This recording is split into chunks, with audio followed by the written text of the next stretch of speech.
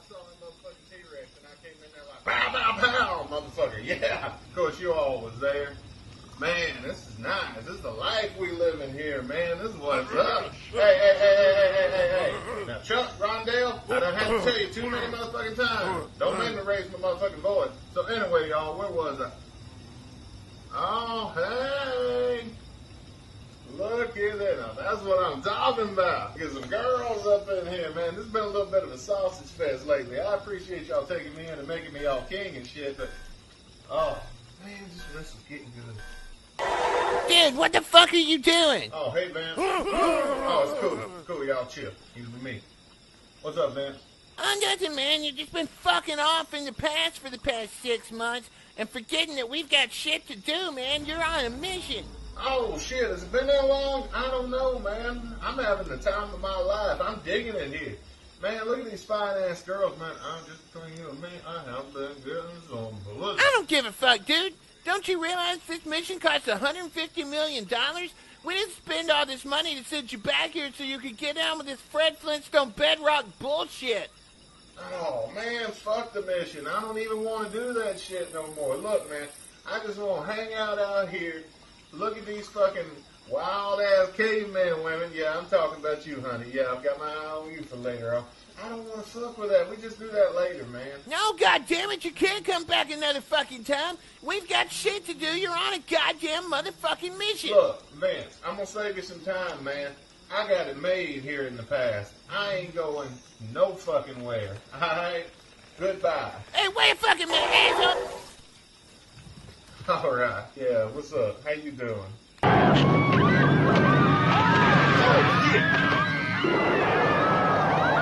Oh, shit. Man, where are y'all going? Y'all gonna be the ones that affect this motherfucker down. Oh, man.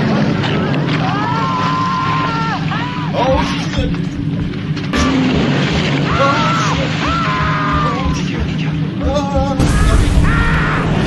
Falling in love with you. Shall I? Would it be a sin You're the king, Elvis the king, man. if I can falling in love with you?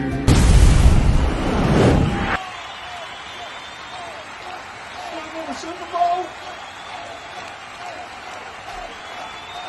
Yeah, go Chiefs! Go Chiefs! That's right! Yeah, Kansas City, baby! Oh, that was crazy. Oh, man. I wonder what other fun shit I could do in the past. You know what? I can't keep doing this, man. I'm on a mission. It's time for me to get serious and do what I was sent here to do in the first place. Oh, well, it's about fucking time. All right, Vince. I'm in. Show me what to do. Okay, you guys. So what you're going to do is you're going to push the button, you're going to enter the code, and then use the red button to control your exit point. So I can use this button to control where I actually come up at? Why didn't you just tell me that? Because you weren't supposed to go in the first fucking place. All right, I'm going to push the button. Now, hang on. What are you doing? God damn it. I have purchased a bottle of clearly... Shit. Oh, no, gone too far. A pessimistic one who sees the end to come, where every joy is lost to a tragedy, and still you wonder why you cannot find your peace today, because you were meant to live so much more than this. Now, if only you could see. Okay, look, Vince, I've tried to do this. You're going to have to use this thing and show me how to get to where you need me to go. Oh, hey, you guys. So, actually, we don't need you to do that at all anymore. We've decided to cancel the whole mission. So wait a minute. You're telling me after all that, you don't even need me to do the mission anymore? Well, you see, all the world's leaders got together again, and they decided that having two guys review one song on the internet be what breaks a peace treaty and causes World War IV was a stupid idea in the first place, so they've just decided not to go to war with each other. So yeah, I'm just gonna teleport you somewhere else and be done with it. Well, where are you gonna send me now, guys? Oh.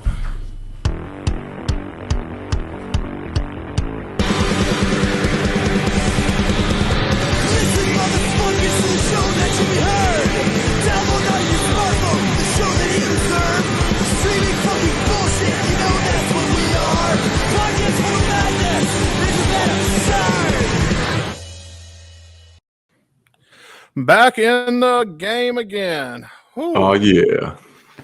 I'm going to tell you, man, that going through the past shit was fun while it lasted, but man, I am glad to be home.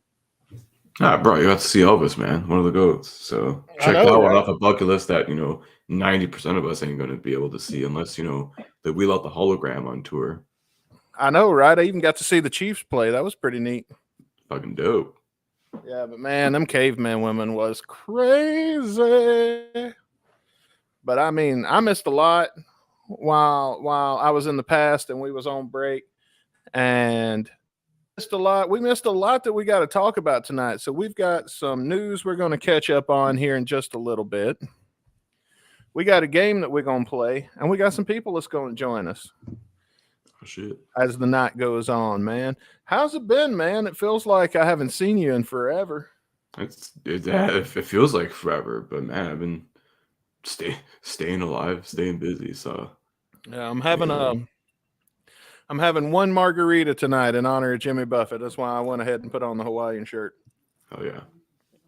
One of the many crazy things that's happened while we've been gone. Yeah, a lot of crazy shit, man. 2023 has not been a good year for deaths. It reminds me of like 2020, or was it 2019? Was it when we lost Eddie? Yeah, 2020 was so 2020 was a really shitty year for Yeah. obvious reasons, but also I mean just for like the amount of like celebrity and like people of fame, dying and shit was really shitty, man. Yeah, Bro, no doubt. a lot, And man. A lot and this year too.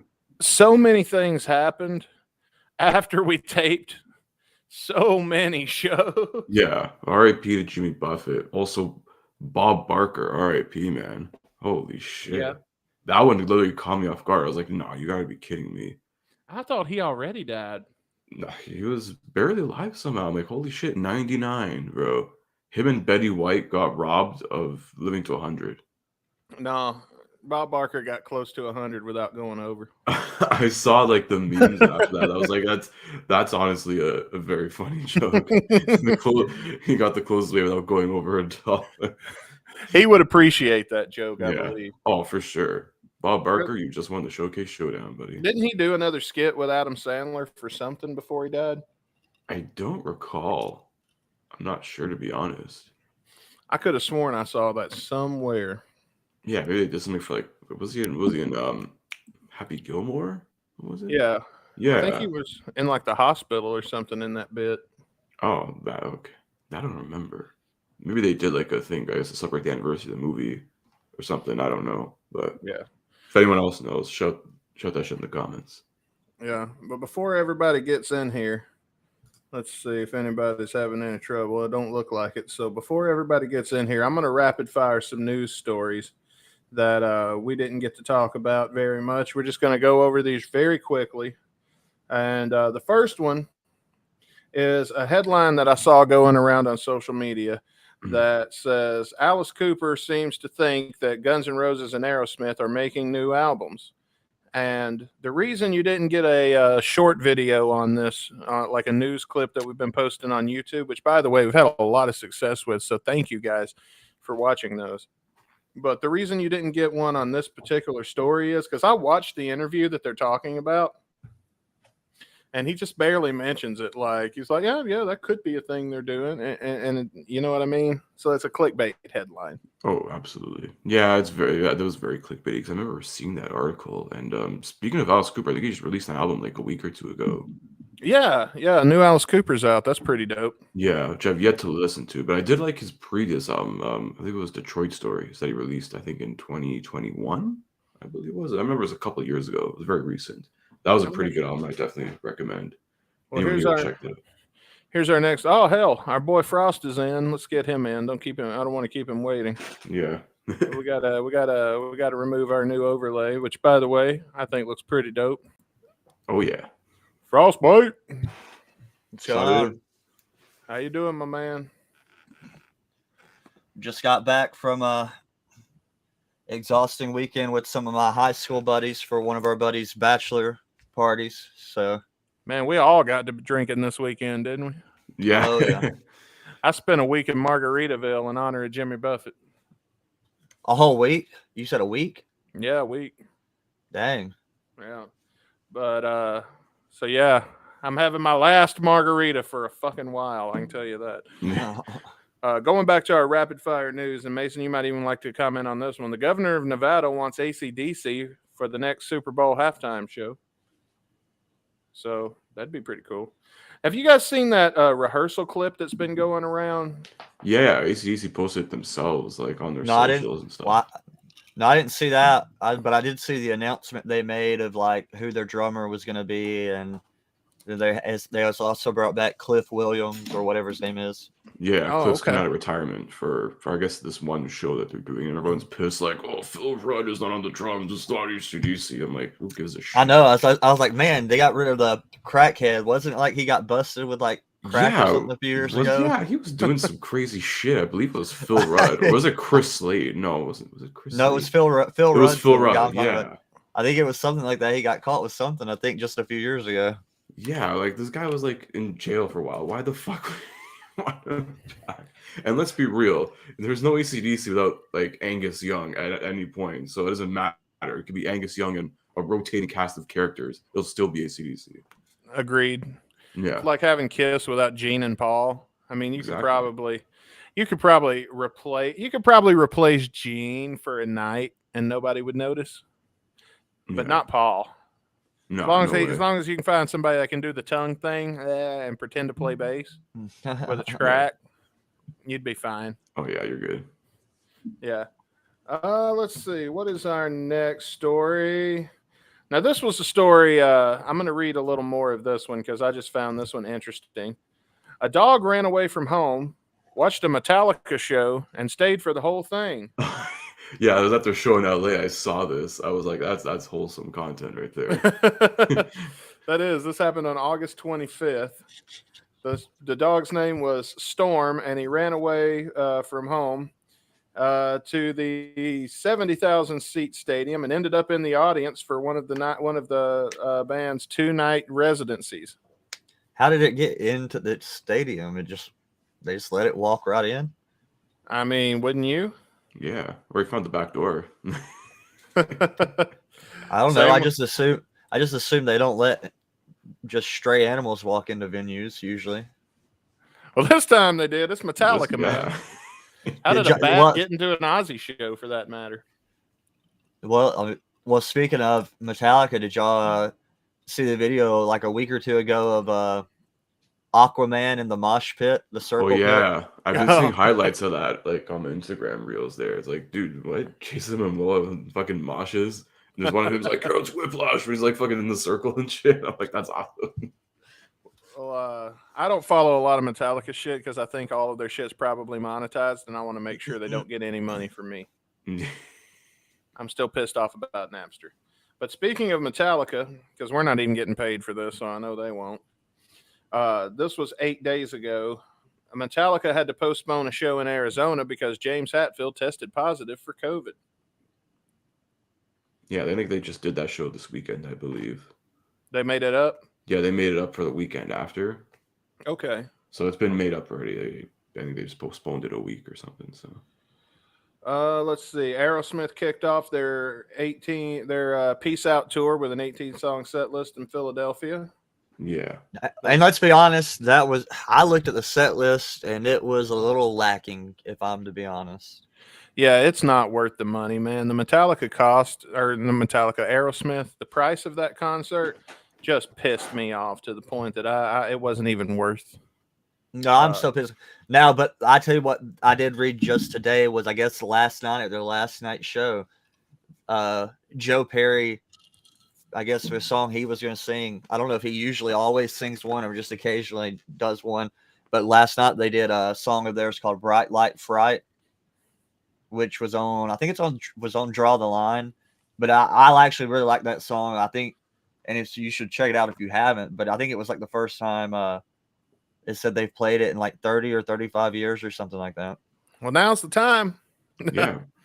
Now's the time to be knocking the dust off some of the Yeah. oldies if they're gonna do it. It's also like really weird. It's like it's our final tour, but we're only doing like 20 cities in North America. Like it would do a world tour, like if it's really your last tour. It just seems odd to me still.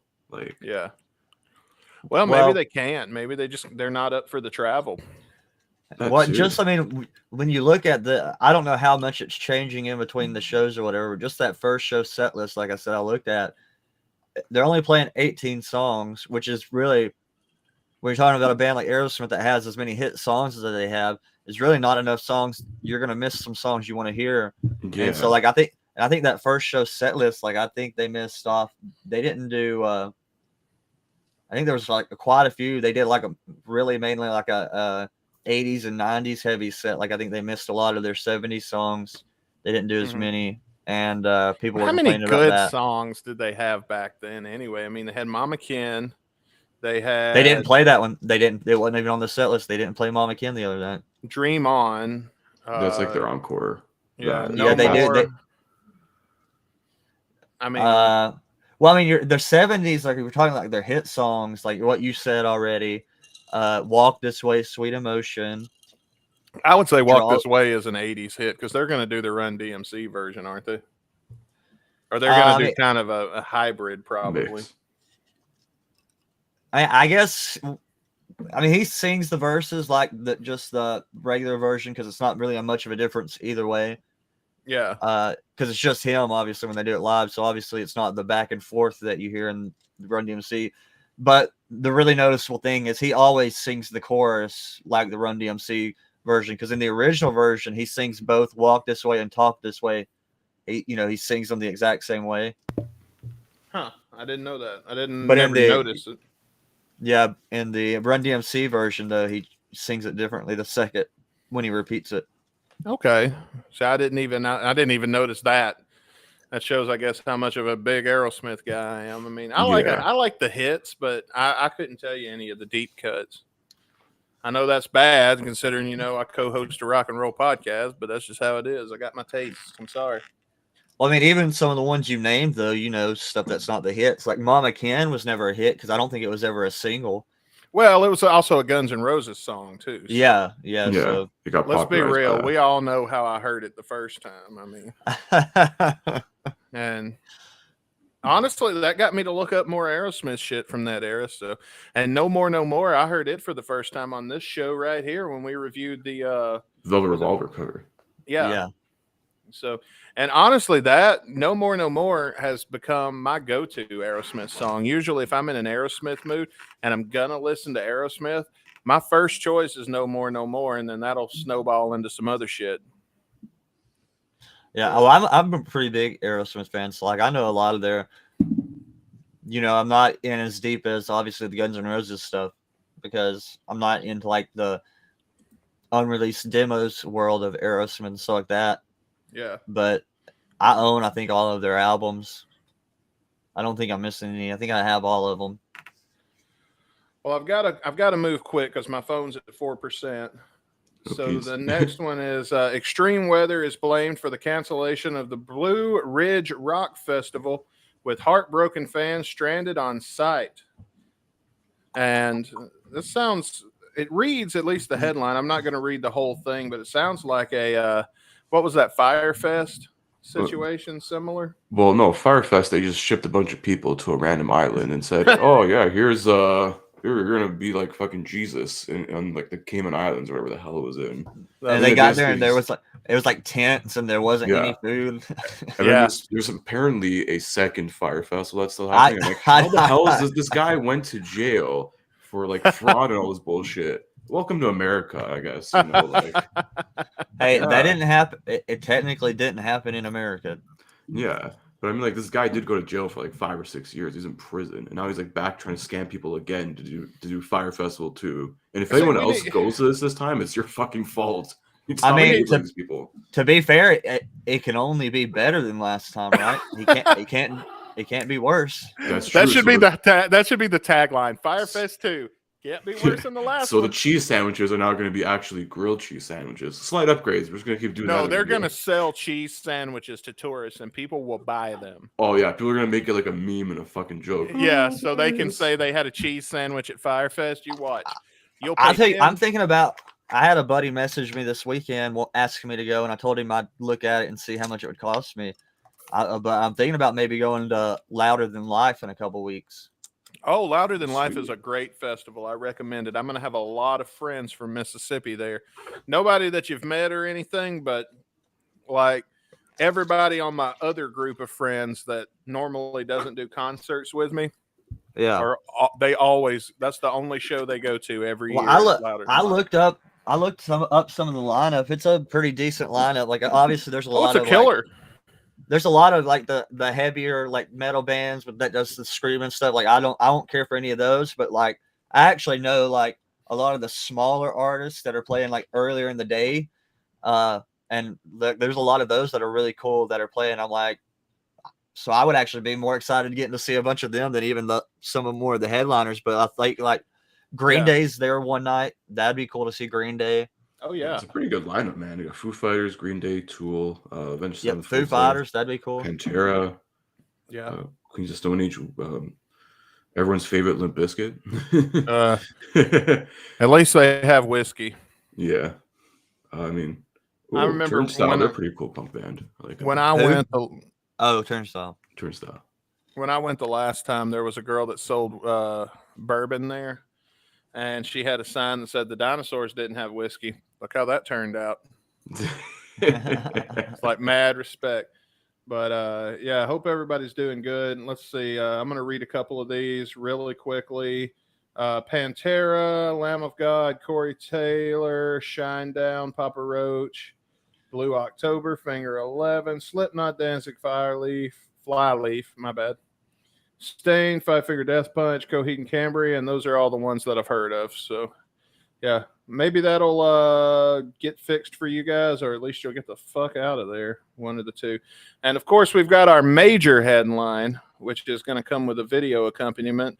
The show that I was going to see from Guns N' Roses was also postponed, which couldn't have happened at a better time because, for real, like right now, I'm putting on a lot. I'm putting out a lot of energy for an okay performance tonight. And I'm going to apologize right now because I have been sick for the last 3 days. I've been running a fever. As you can probably see, I'm sweating bullets right now. I'm white as a fucking sheet, which that ain't nothing normal. I'm usually pretty fucking pasty. But let's see. I've got a video. Let me see. Let me share this video. Because I actually found a news article about Guns N' Roses postponing St. Louis. And I thought we could watch this, and that would be a fun little segment for us. All right. I'm a little disappointed, but like I said, it really couldn't have happened at a better time. Because if it was going to happen anyway, and Axl's, we'll talk about all this stuff as well. Yeah, because he's like pretty sick right now, too, I guess. I mean, that's probably the reason why they postponed this show. Yeah, well, let's take a look at this video. First on Fox, the Guns N' Roses concert scheduled for Saturday at Busch Stadium has been... When they get Byron Saxton on my local news? postponed. The band has had a back-and-forth relationship with St. Louis, and tonight... Gotta admire that man with the strong eyebrows. Them are some very strong eyebrows. That is a man that don't take no shit. He closes business deals with those eyebrows. Man, that man... That's a man. Let's just say it, okay? Let's just put the cards on the table. This man got some Porsche, okay? I'm just gonna put it. This man got laid 10 minutes before this was recorded. It was this guy Barney Stinson. Oh yeah, this is Barney Stinson's fucking sensei. Fans are disappointed. Fox 2's Jeff Bernthal joins us live from our bureau at Spark St. Louis. I kind of want to call him up and ask him for some lady getting tips. Lady getting tips. We should have him run our next Love Connection segment on the pod. Which now here's a guy that don't get no ladies. That's why he's out on the field covering. Oh, you got Mitch McConnell on the right there. Huh? Mitch McConnell on the right over there. That's his he grandson. Don't look Let's that be real. bad. Come on. With reaction, Jeff. Yeah, and Jordan, from our view here in the He looks a little more confused than Mitch McConnell. No, Yeah. this man does Mitch not McConnell's look. grandson. That's what old Mitch McConnell is. His grandsons are catching up to him now. They actually went to the past and took past Mitch McConnell. Bureau, we could actually see that stage I'm not going to hate on this guy like that. I'm going to take that back. I apologize. being sort of taken apart piece by piece throughout the day and into the night. The only word from Guns N' Roses He looks like a married man, but I wouldn't say happily. is that he's been through this some is shit. being postponed due to Well, are any of them though? Is any married man a happily married man? Not that I Yeah. know of. I sure as fuck wasn't. illness. After that, disappointment followed. The owner of Stadium Liquor was gearing up for a busy weekend. Now that's a man that's ready to celebrate Jimmy Buffett. Hell yeah. Yeah. He's getting Pat wasted McGlynn away has again in been in business Margaritaville. Yeah, that's right. long enough to remember the Riverport riot. And of course they brought that Of up. course. This is infamous at this point. I mean, Hey, like, take that. I think I sent you the thing on Instagram, Dustin, because I think Brando's working on Doug Goldstein's book, and he actually released a chapter from it about this as well. Oh, Maybe yeah? I'll get into that later too. I think I'll read it out. Speaking of the Riverport riot, during our break, I actually got to meet Stump face to face, which I think we talked about in the Perhaps video episode, but I don't remember. That's been like a month ago. Yeah. GNR concert in 1991 that abruptly ended with Axl Rose diving after a fan, taking pictures. I just remember just all Now this guy's seen some action. Oh yeah. You know how Imagine well, I was just gonna say, imagine the rabbit hole that they had to go down to find this random guy stocking the liquor shelves to interview him about this. they drove by and saw him. Son, And that we're in a where 5 mile radius. We want to interview you. he was pulling the liquor in on the. That's what they saw when they drove by. Probably, yeah. They're always And look at pulling. his ear, man. That's a bite. Somebody Oh my- bit this poor man's ear off. Somebody Did Mike Mike Tyson bite his ear too? What the This fuck? guy can fight. Now this man right here, I'd hate to fight because you know whoever bit that hole in his ear, he beat the fuck out of them.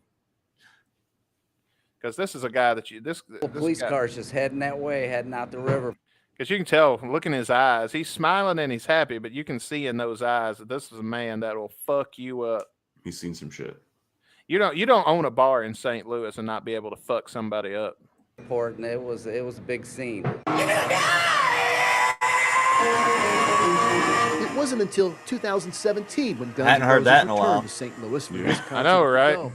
Yeah, they had to go. They went back into the archives for that. He was not available, although some thought GNR never intended on coming. This Now I don't time-lapse agree. video shows I don't agree with that. I don't think that they never intended on coming, because I Yeah. mean, like, would they have still postponed at the last minute? Yes, Yeah. but I think they're just poorly managed. I don't think that they. I don't think Some that of the they- guys were already in town too, because I've seen people that met some of the guys in town. I know Fortis was because he lives here, so I've seen someone post pictures with Dizzy Reed. it's a good time to go home, fuck the wife, and Yeah. Have Or some whatever dinner. he's fucking now. I don't know. yeah, this week. This workers week. tearing down the stage on Friday. Bomarito Automotive Group Skyfox with a I love they show us a time lapse video and it just moves like this much. Yeah. What was that? A time lapse of 10 minutes? another view. Something always comes up with these guys just from their history, but you know, I want to see Slash, and now I can't, so I'm kind of bummed out. The Cardinals and I mean, Live I Nation get are people telling being fans pissed. to hold on to their tickets. They say the event organizer is working to reschedule. We caught up with disappointed ticket holders in downtown St. Louis, although some say they understand. They're made just like we are. They get sick, they get injured, they get tired. I figured it's kind of legitimate, something's wrong, but it's still upsetting. We drove all the way from Michigan, but it is what it is, I guess. Some out-of-towners are headed back home. Yeah, I think we're mean, going to end up having at least they've got a good Others attitude about it. decided You know what I Mhm. mean? Like, I'd be pissed if I came all that way and Yeah, but Nothing. the only thing with this that would make me probably more pissed than usual is that they waited till I think like the night before. yeah, because it's poorly managed. But I'm saying it wasn't like it was like a last minute sickness. No, Axel's been saying he's sick. So The whole So- week. It's been like yeah, that. so all week long he's said that he's sick. So why did they wait till hour, the last minute to. Like, yeah, I agree. It's just that it's a poorly managed situation. Let's watch the last tail end of this video here. Grizzlies professional baseball team has an offer for any disappointed Guns N' Roses fans. The team says if you want to see their playoff game tomorrow in Sauget, bring proof of your GNR ticket, and you'll get a free ticket to that game tomorrow night. Reporting live from our bureau. It sounds like that game didn't sell well. I wish I would have known that. Damn. I would have. Oh shit, Jeff's here. Is he singing karaoke up there? What's he doing? I don't know. I think that's. Hey. I think that's. Let's see. I know Jeff and Franz are together, and they wanted to come in. I'm gonna mute them until they come on screen. Yeah, mute them for now. It's fucking. Yeah, I know that they wanted to come in, and it's Jeff and Franz and somebody else, but I don't know who. And they're going to perform a musical number for us. Hell yeah. Before they do that, I was going to say, I still got a couple more news stories as well. All right, what else you got? Yeah, well, we're getting a new Rolling Stones album. So that's right. I forgot about that. Yeah, Hackney Diamonds coming out October 20th, I believe. They just dropped the first single. I was going to say, have y'all listened to it yet? I've listened to snippets of it, like whatever they posted on like socials and stuff. I was like, oh, okay, this sounds like the Stones. So, I mean, I think it was okay. It's like a mix of the like other solo member stuff, but they're just throwing it under the Rolling Stones banner, I guess.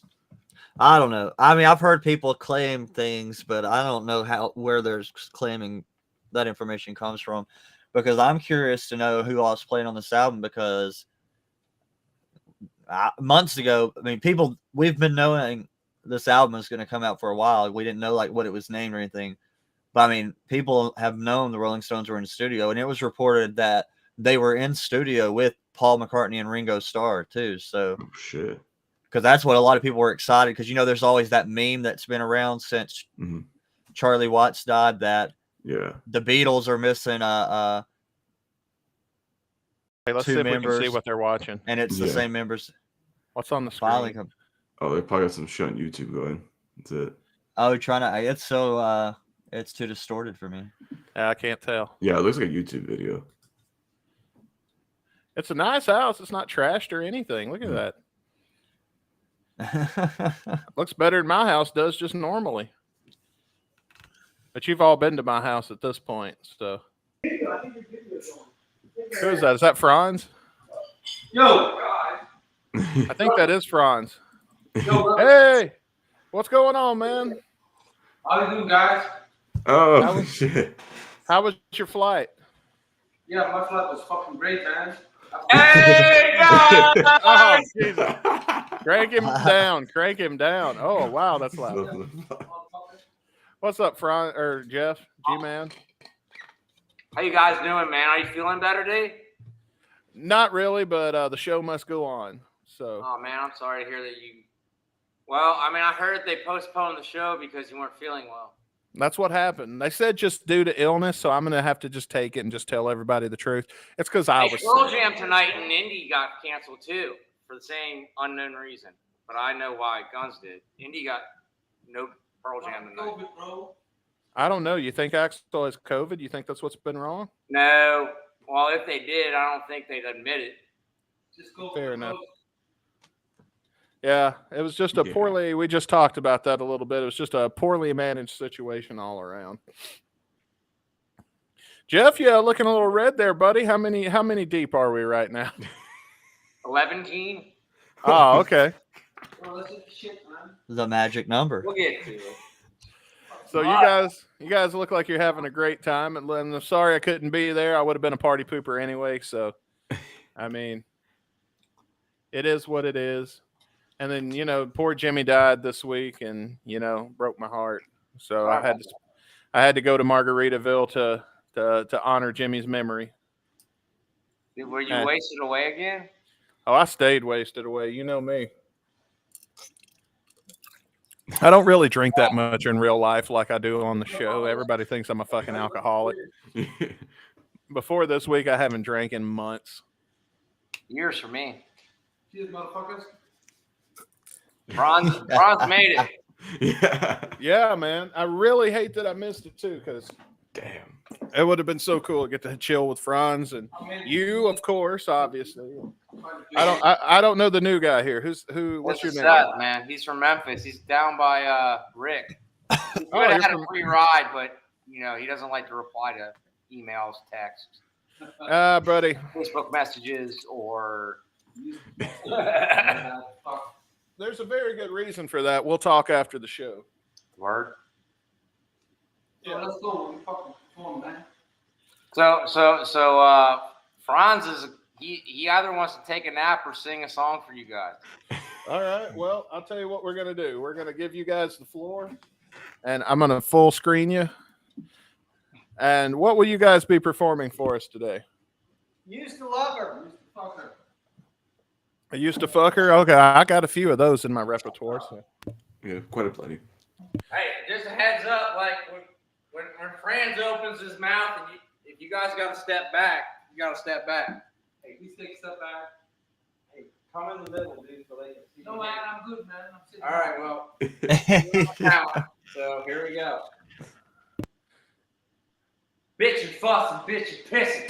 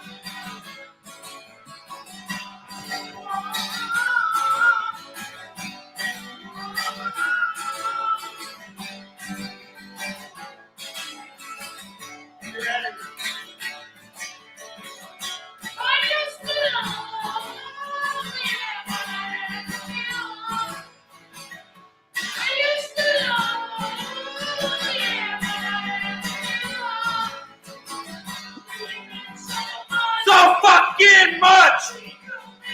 So fucking nuts!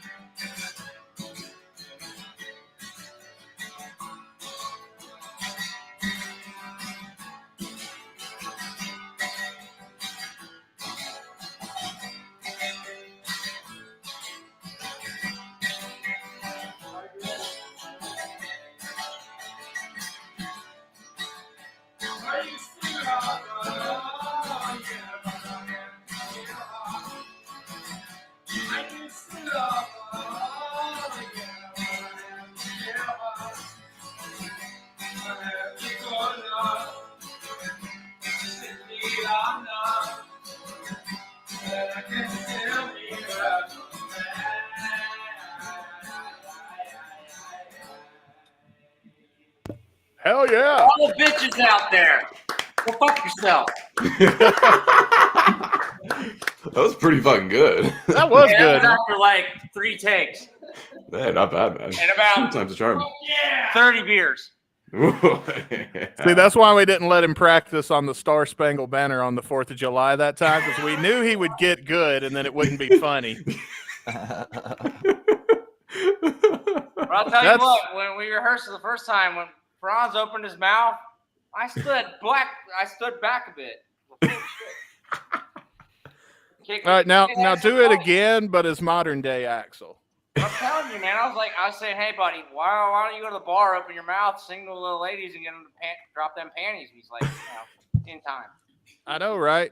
They're throwing some panties up against my window right now from the Not mine, audio. Well, I mean, Ripple effect. Maybe one day. they were already out there anyway.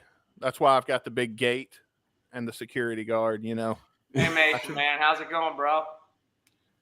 I'm just vibing right now. I appreciate the light criticism on the reviews. Yeah. That's our second live performance ever. That was actually live on the show. Was Tommy the first? No, you were the first with Oh yeah, I forgot about Tommy. That's right. When Rick Oh yeah, when Rick came in from the Tommy Stinson concert, I guess either Tommy was first or the Star Spangled Banner was first. But at least the Star Spangled Banner is worthy of just playing year round, man. Oh, that's right. Can appreciate that. I mean, even TJ is rolling over in his grave on that one. We're all very patient. Like we probably rehearsed that like 3 or 4 times, but the one that we did for you is probably the one we knocked out of the park. Yeah, that was good shit. That was good shit. I don't disagree at all. Franz is like, let's do Civil War. I've never played it. All right, Jeff, get your guitar. Hey man, have you ever heard of Bachman Turner Overdrive? You ever heard that first song on the 3rd CD? Let's throw that out your ass. You know that one?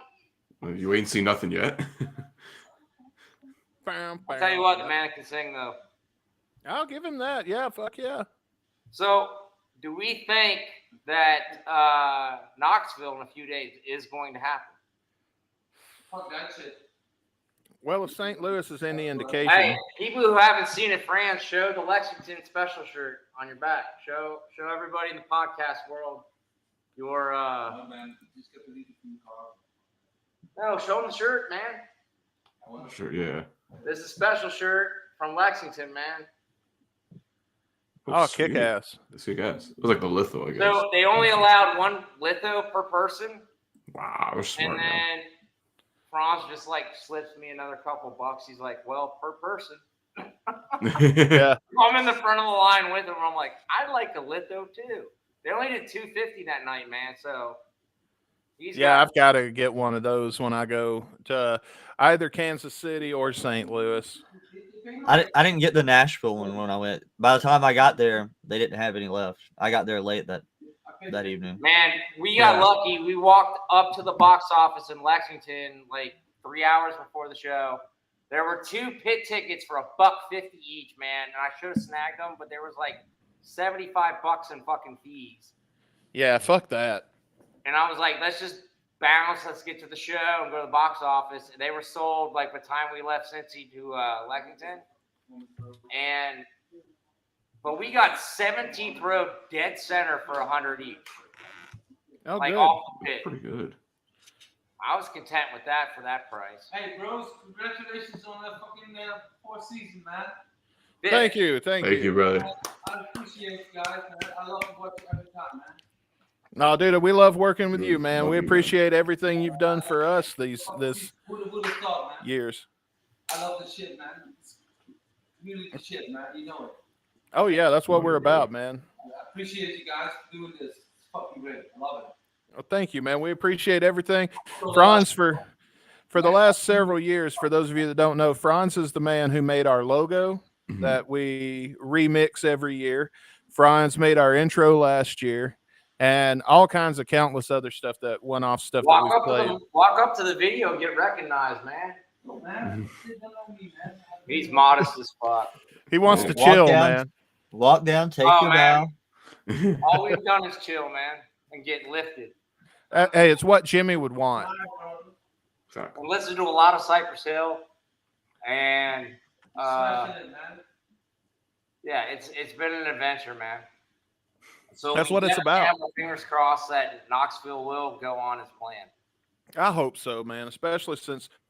But if it doesn't, we've had an amazing ride so far, and we went out and hit some golf balls this morning, and Jesus, you're old. We wrangled our asses out of bed early afternoon, What are you, retired? I didn't know Paul. Franz was, or not Franz, but Jeff. I didn't know Jeff was retired. Jeez, what are you, my I'm dad? semi-retired, man. This is old man shit. And I discussed with Franz, and it was cool that we video docked this whole thing for the podcast. So maybe in a few weeks, you guys will see like a fat run of what we did this weekend. Yeah, Or throw this us week. together a vlog and we'll put it. We'll play it.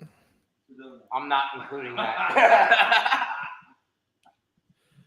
So yeah, man, it's been a fucking hell of a ride, man.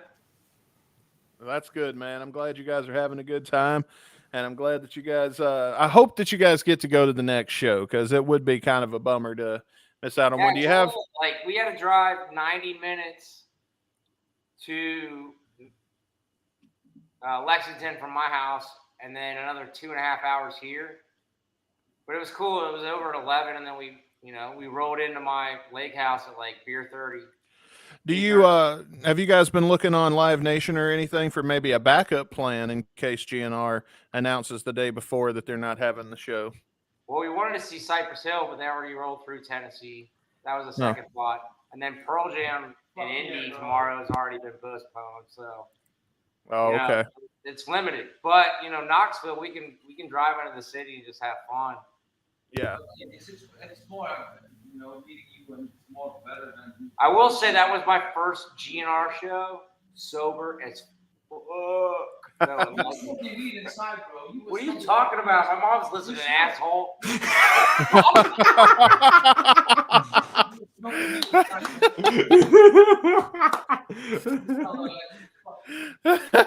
Hey, man. Shush. Alcohol, though, like, not a drop. Because I had to get us here like 3 hours south after, but. Alcohol is an all-night commitment to a buzz. Weed is like 2 or 3 hours. I'm going to say, though, dude, I sent you the video of Axel's whatever, his rant about him being ill or whatever. Yeah. That night. And I'll say, man, for a 30-song set, we got like 28. And we didn't get Civil War, but we got Shadow instead. Play it yourself, man. Come on. What? Play it, man. I can't. I don't. You don't know shit. Okay. That's a good roast. But we got Shadow instead of Civil, which was fine with me. So. It was great. No CD songs. Only one. We only got one Chinese. Yeah, we only got one Chinese microphone song. Which is great. But still no locomotive. It's a win-win situation, man. There's no locomotive on the on this leg of the tour But we yet. still did get Coma, which woke me up, man. Yeah. Well, I saw. Go ahead, Mason. I was gonna say, I saw one of them. When Franz got to the show, I got him nice and lubricated and not low. That like for a third of the show, he was like. What was you gonna say, Frost? Let Frost make his get his idea. I was just say I did see one of the shows when they were doing Locomotive. I saw him do it. I think in 2019. I think I saw him do it. Chicago?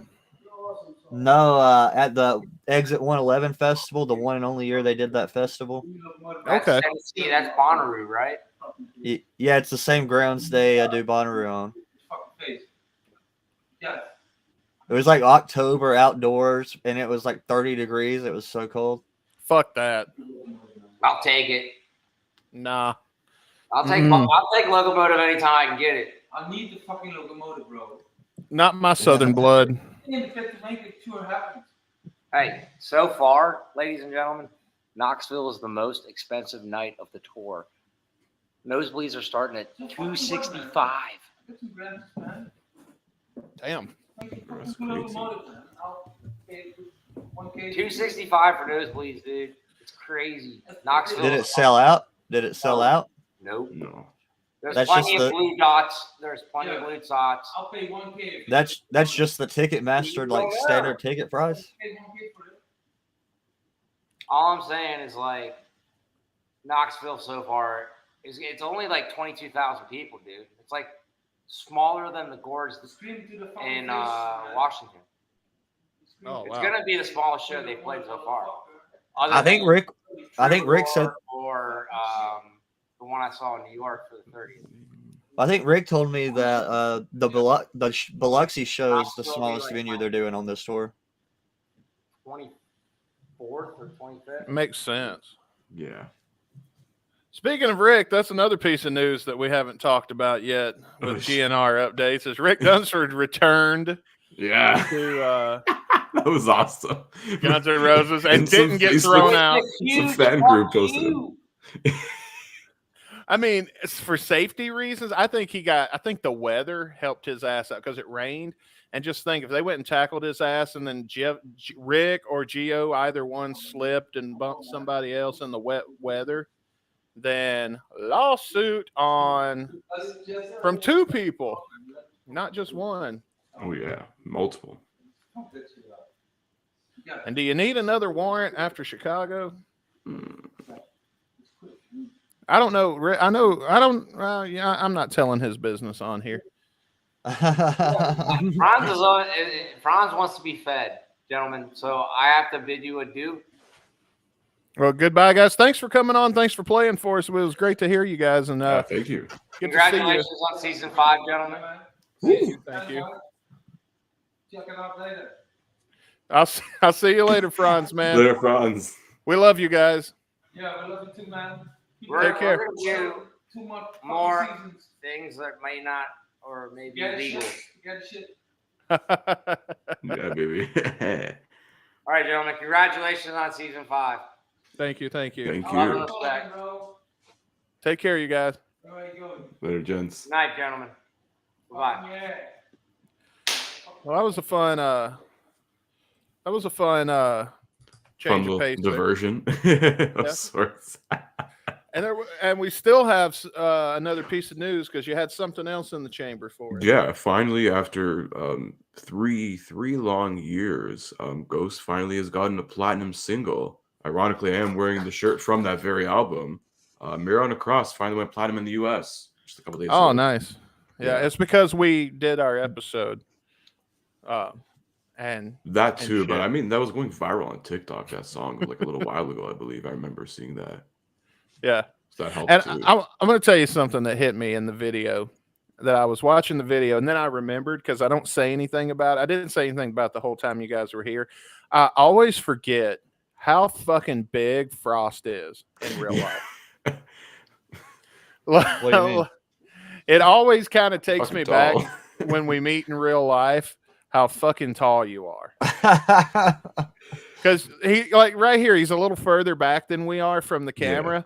And he's skinny too. So and he just looks like a little shit in these videos. But I think he's taller than both of us. I think everyone was taller than me. I'm like 5'7". I'm like an average height man. I feel like I was walking among giants. But yeah, I always forget how tall Mason is in real life. And hopefully we'll get to do something like that again very, very soon. Because it was a pleasure having all you guys over. And hell, we got to do it again sometime. That was fun. I know it was, but it was very, very chaotic. Like 2 days, everybody's in and out at different times. Yeah. Well, you came in at a different time. Now, in the edit, it looks like you were just late for dinner. Yeah. And that was on purpose. That was on purpose. That was for narrative. It was edited to be a good narrative. And I'm just saying if we do it again, it'll be cooler to have everybody's like schedules more aligned where it's.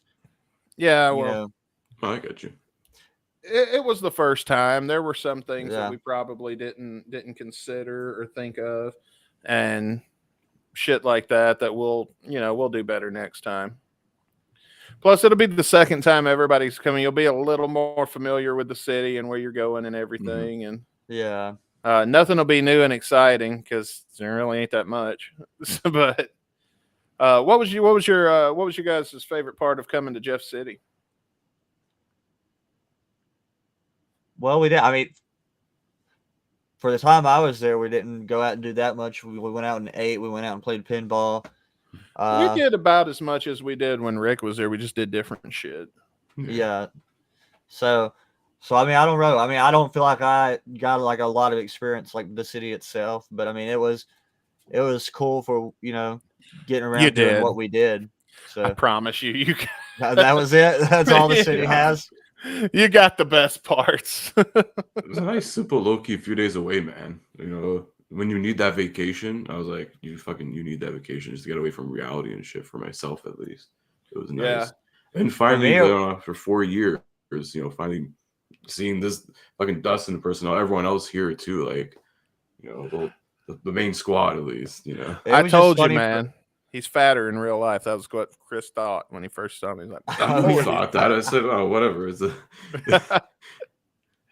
I thought it was just funny seeing everybody over the course of the day, the time hit their like a tip frustration points at different times. Whether it was at the traffic after the show, or oh my god, or the waitress at Buffalo Wild Wings. Oh yeah, that didn't make it in the video. Yeah, we weren't recording anything then, but we should tell that because we didn't tell it in the video. Oh yes, yeah. About what happened at B-Dubs, because of timing and because of timing and making the edit flow better. A lot of Mason's interview got cut out because it was basically a recap of everything we were showing you anyway. But we do have that whole thing, which I can post that on YouTube or something in the future. We can get it up anyway. I mean, I wasn't trying to dish you by cutting you out. It was just by the time I got done with sitting there editing, I was like, well, we've shown all of this happen. Yeah. So no, I thought the final version was pretty cool when I watched the because I actually sat down and watched it because usually I just listen to it at work, but wanted to make sure I watched it to see what ended up happening in the final cuts of all the videos and seeing which ways you edited it all together, because I knew at different points of time all of us had different pieces of videos. Yeah. And so I wanted to see how they all fit together in the end. So that's what I was really looking forward to seeing. That was a cool thing to have, though, was everybody's different perspective. Like we didn't know you were recording. Frost recorded the traffic jam. Yeah. Thanks for keeping us here, asswipe. Yeah. Yeah, that just said I got real lucky because I don't even know why I started recording or what I thought I was going to get, but that was great that I just happened to already be recording for that. So that's our version. Yelling at those fuckers. That's our version of when Chris Jericho recorded Jim Cornette at the drive-thru. Oh yeah. That's what happened, man. Oh, cut of the jib. The rabbi's here. Oh. What up, rabbi? Shabbat shalom. Yeah. L'chaim. Or I don't know, whatever. That's all the Hebrew I know.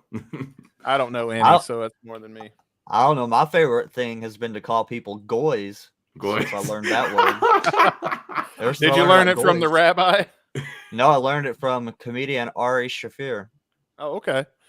I figure if I'm going to learn any Jewish curse words, it'll be from the rabbi. No, there's a comedian named Ari Shafir, and he put out a special, I think earlier this year, and it's like his biggest special. It ended up taking off because he posted it just up on YouTube, not behind like any paywalls or Netflix or anything like that. And it's done millions of views on YouTube, but it's just called Jew, and he's Jewish.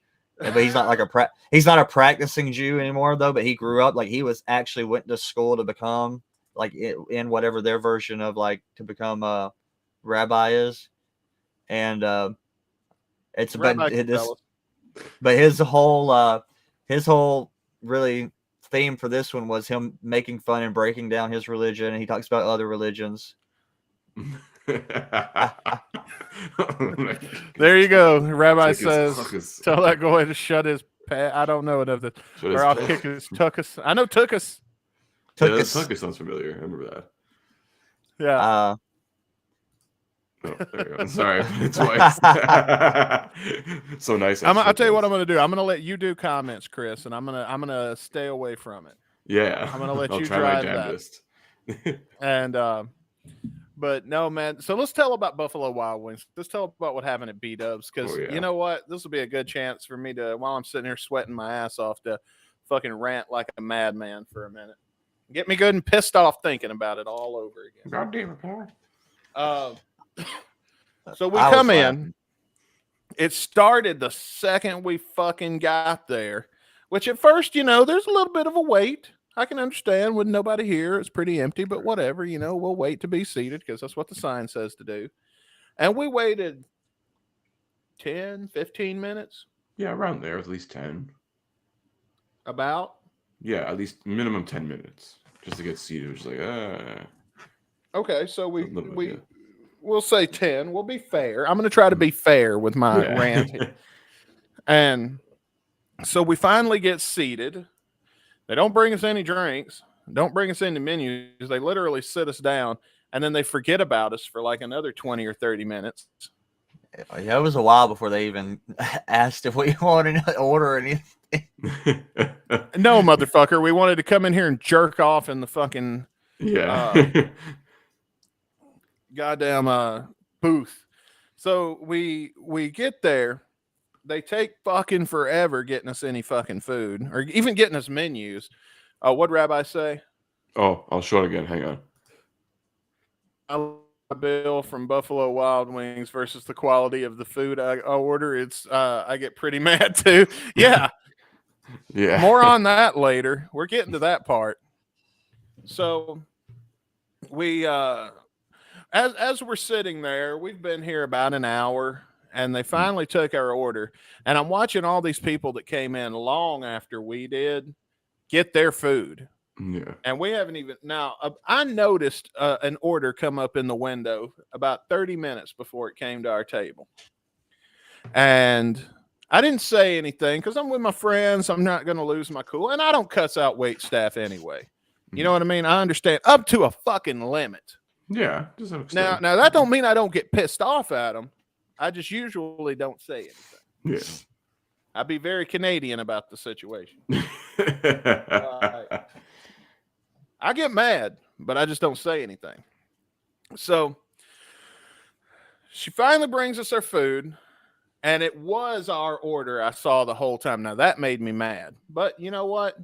I'm here with friends. We were all talking, having a great time, spending time with one another, all that good shit. Fuck it. You know what I mean? It's all good. Well, we got done eating, which, by the way, Frost did not finish his meal. I was looking at that. That didn't make it in the video. Yeah, I saw the leftovers after. There were leftovers. There's a take-home box. There's a to-go box. So by the way, I mean he got closer than I thought he would, though. I think he only had like 5 or 6 wings left. I think I predicted it right. I said it was going to be down about around there. And no, I didn't eat his leftovers. I was kidding.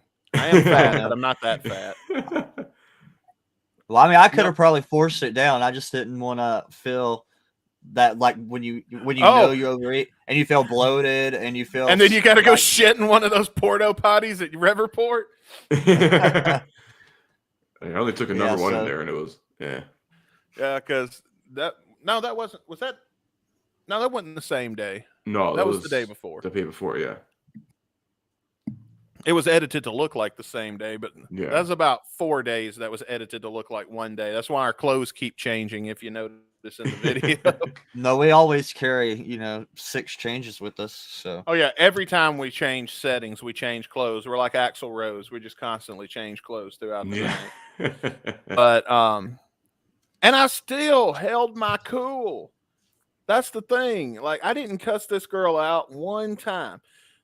After we've been done eating for like a fucking hour and we're ready to go, we asked for the check. Well, after about 30 fucking minutes, no check. Oh yeah, it took forever. And then you had to literally go up and be like, like, what the fuck, man? Can I like pay for my shit? And then you got No. Yeah.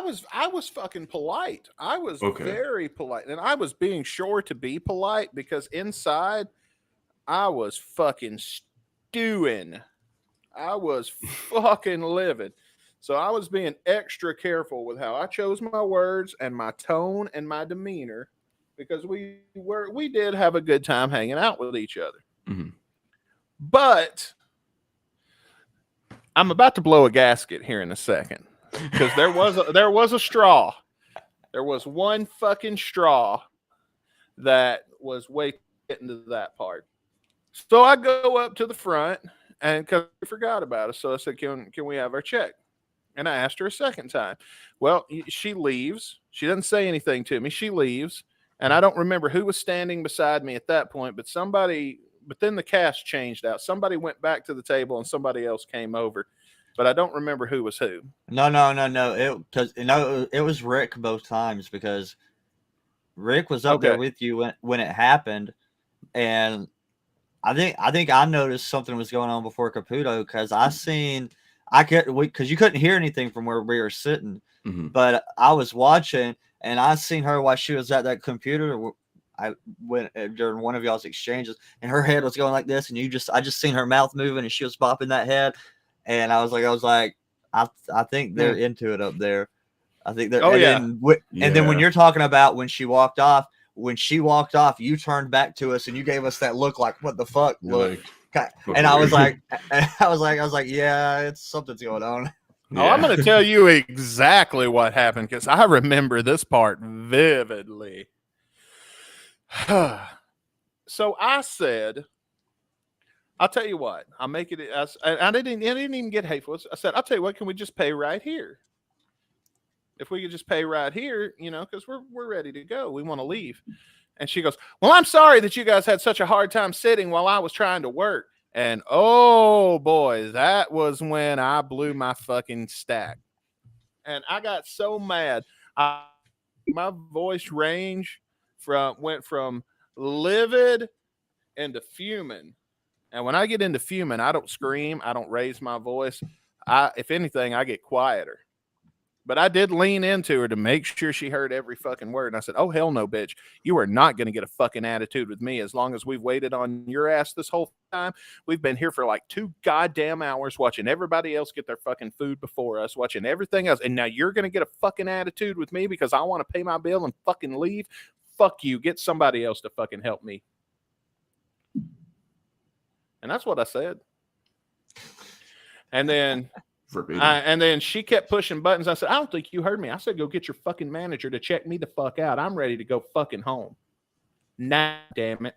And then she walked away, and I looked at you guys because I was like, oh, man, I'm going to slap this bitch if she comes back on this screen again. Because it took her another 15 or 20 minutes to come back with a goddamn manager.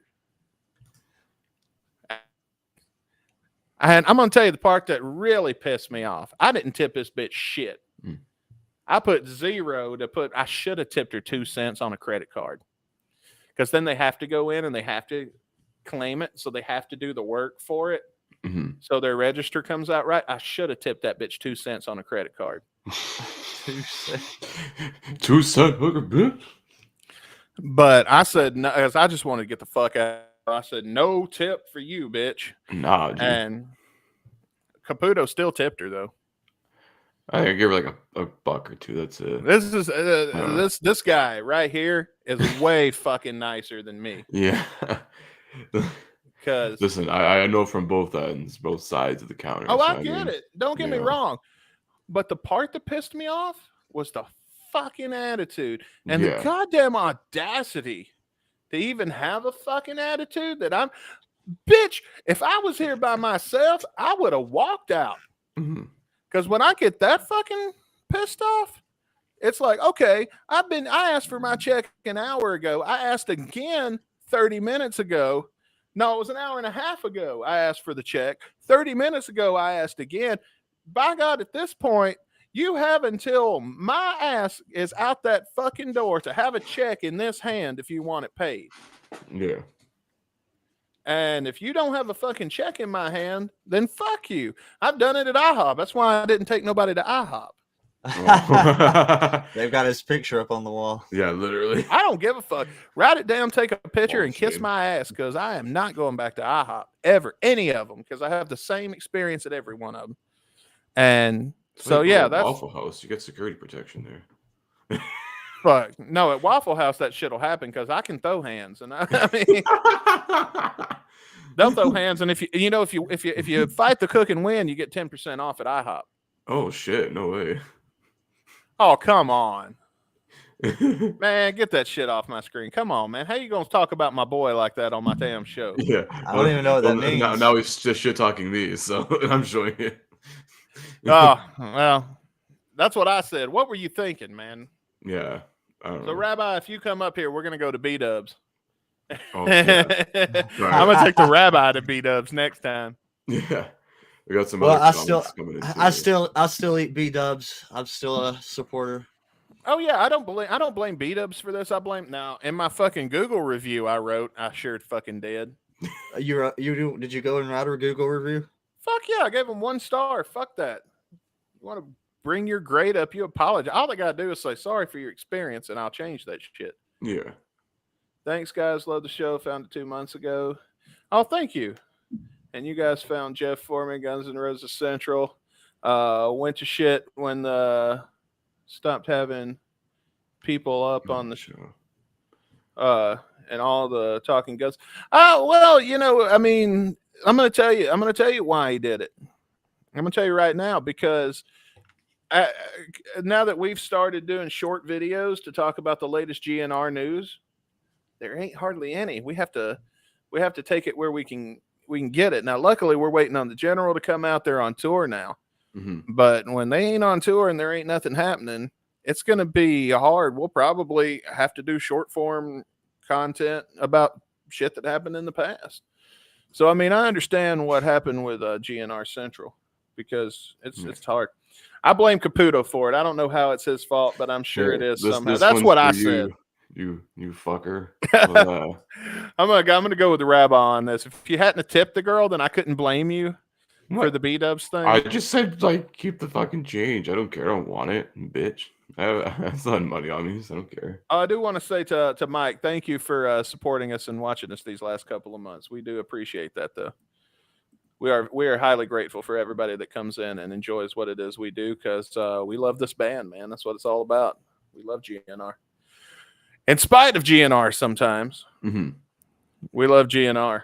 But and I know Sid does too. I ain't got a bad thing to say about Sid. I mean, there's been things behind the scenes that he did that I can't talk about because I don't agree with him. Yeah. And I'm not even going to lie about that. We got Jeff and Bailey from them. Mm-hmm. He did guest on our show on an episode previously. Yeah, and he was one of our numbers for us. So that was one of our biggest episodes ever, and I loved talking to Sid, and I would love to have Sid back if we could get a hold of him again. Yeah. I think the guy has a wealth of knowledge in all things rock and roll, and I love his content.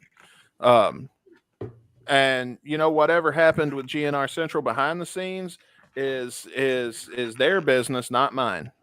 And I can't say a negative thing at all about Sid, because he did us great. I mean, he came on our show, he promoted it like, you know, some guests don't promote it after they make an appearance, and Sid wasn't one of those guests. He followed up and helped promote our shit and everything like that. I can't say enough good things about Sid. I'm a fan of GNR Central. I'm glad that now that GNR's got some shit to talk about, GNR Central has started coming back with more videos. So hopefully between GNR Central and our show, you guys will have more GNR content on YouTube, which is the point. There's enough room for every fucking body, because there's 24 hours in a goddamn day. I mean, you can watch 2 5-minute videos. This is not a competition. Sid's kind of a big deal. It's mini leather. Yeah. His apartment smells like rich last mahogany. name is not Burgundy, okay? I'm going to tell you something, man. I can tell. We've talked about what I think people smell like in real life, and Sid wears good cologne. He looks like the kind of guy that has nice cologne. And just from talking to him and experiencing what he's like, I'm going to tell you, that guy smells good in real life. That's my bet. But speaking of bets, we've got a game that we're going to play as we continue along. You know, our song, which we're actually going to review at some point tonight. We promise. There's a song review coming. But before we get into the song review, the name of the song is Hollywood. And let me ask you guys, when you think of fun game shows and things, and you think of Hollywood, what comes to mind? It's Hollywood Squares. I was gonna say it, but I was like, do I want to spoil it? Nah. But there you go. It is Hollywood Squares. There you go. Yay! The Circle Hollywood Marks Square. Cylinders. A close second. But we're gonna play Hollywood Squares, And now let me remind everybody how Hollywood Squares works. It's kind of like tic-tac-toe, where you pick somebody. Now, I'm going to read a trivia question to the person you pick, and they're actually going to answer. And yes, this isn't me with that fake flap lip doing anybody here. These are real answers for our trivia questions coming from each of these contestants. And then after they've answered, I'm going to go back to you and I'm going to ask you, do you agree or do you disagree? And if you get it right, you get to put either an X or an O in that square. And then the first person to get tic-tac-toe wins. All right. So with that, Frost, I'm gonna start with you, Frost. Who would you like to choose as your first Hollywood Square? We will choose one Sir Dick in the top left corner. Sir Richard Fortis. Okay. Dick Fortis. Why is my drawer not drawing? There we go. There okay. we go. Oh, you drew a nice butt. Or is that Yeah, a fortune cookie? Where am I going with it? Where am I going was with here. it? And just put the dick there. Okay. I don't want to get us kicked off on our. You're going with Richard Fortis. Okay. So Richard Fortis. All right. Let me. Here we go. Okay. So this first question is for Richard Fortis. All right. So Richard Fortis. Let me find the Richard Fortis question. All right, Richard. Tell us your answer to this question. Now, Mason, don't say anything until I get back to you. But Fortis, Arrowhead Stadium is located in what city? In St. Louis. Oh, he says St. Louis. So, Mason, do you agree or disagree? Well, I need you to. I didn't even hear what you said the name of the stadium was. Arrowhead Stadium. Okay. And Fortis says it's in St. Louis. Do you agree or disagree? I'm going to disagree only because the stadium that they were playing the show was canceled at was Busch Stadium. And how many stadiums can one city have? Well, you are correct because Arrowhead Stadium is in Kansas City. So, Frost, you get the Richard Fortis X there.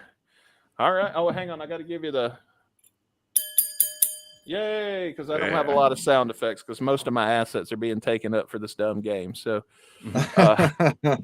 all right. So, Caputo, you're next. Who do you choose for your Hollywood Square? You know what? I'm gonna go. Hang on. Let me see who we got here. Do I go middle? Do we go? No, I'm gonna go right square in the middle. I'm going for Axel. You're going with Axel? Okay, Yeah. so Axel Rose. Axel, here is your question. Let me find Axel's question on the paper. Finish this song lyric. Take a look. It's in a book. It's reading. Rainbow.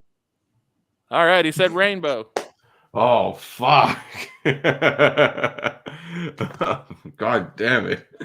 All right, Chris, do you agree or disagree? I'm gonna have to go agree because I think I remember hearing about reading Rainbow when I was a kid. So, and that's correct. Fuck yeah! All right, so Caputo, you get the mark. Circle marks a square. All right, so Frost, you're up next. Who would you like to choose? Oh, shut up! Wow, watch. Sorry about that. Go ahead.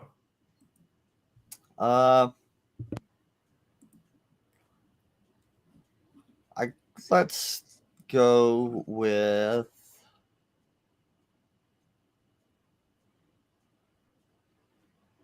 Ashba.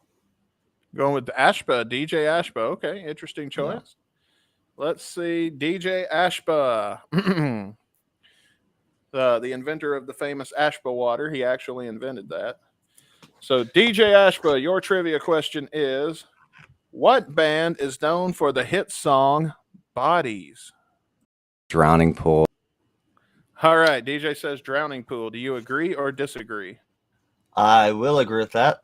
It's the only song that I think I've ever heard by them. All right, well, you are also correct. So, DJ Ashba says drowning pool, so you get the square. Chris, you are up. Who do you choose next? I'm gonna go with Slash. All right, we're going with Slash. Let's get Slash's bullshit video. Well, luckily these don't take but a second because they're like 1 second each. Yeah, they're just spinning out like a syllable. One verb. I hope this is translating as it plays over that, which is a fear I had. All right, so Slash, your question is: triskaidekaphobia is the fear of what number? 13. All right, Slash says 13. Oh fuck. Triskaidekaphobia. Didn't get that one. Do you agree or disagree? Fuck. Oh, God damn it.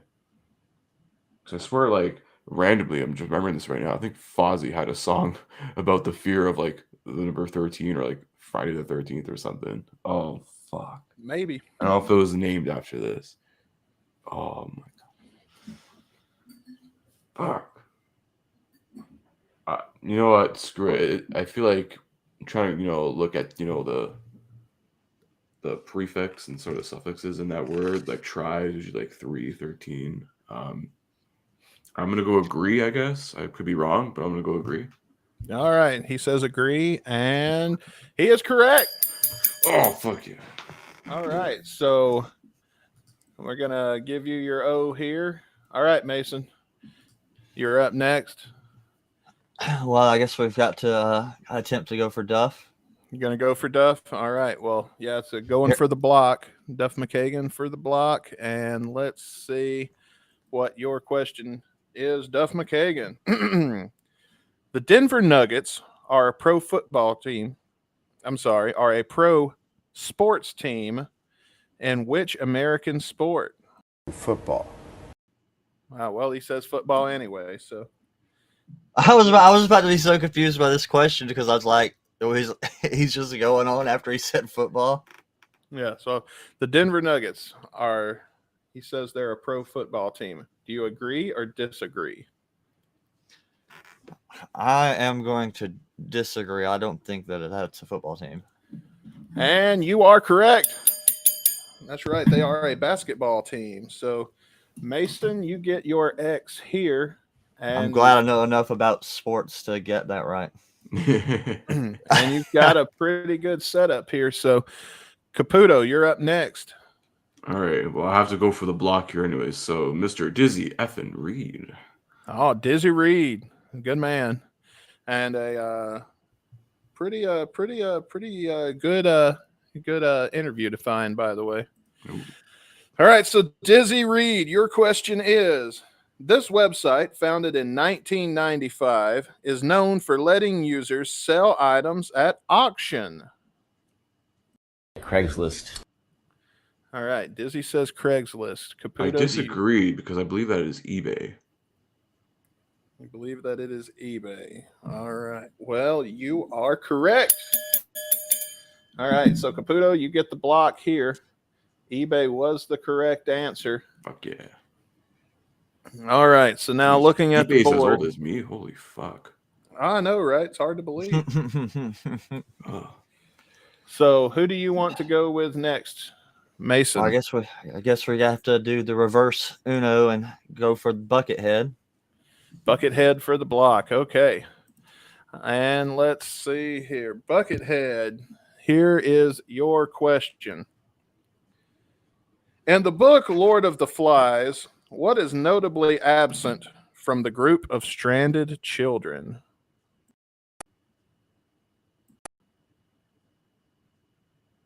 Well, great. His clip isn't working. I think the answer is girls. All right. Buckethead says girls. Okay. Since his clip didn't...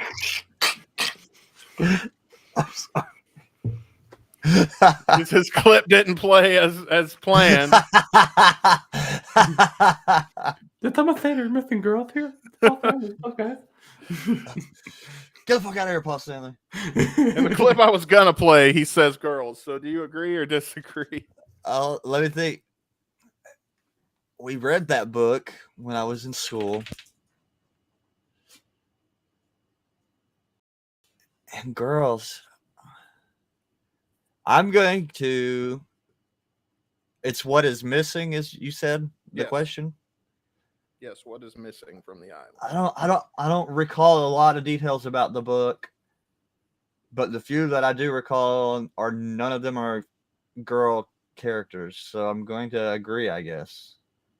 All right. Well, you are correct. So you get the block here.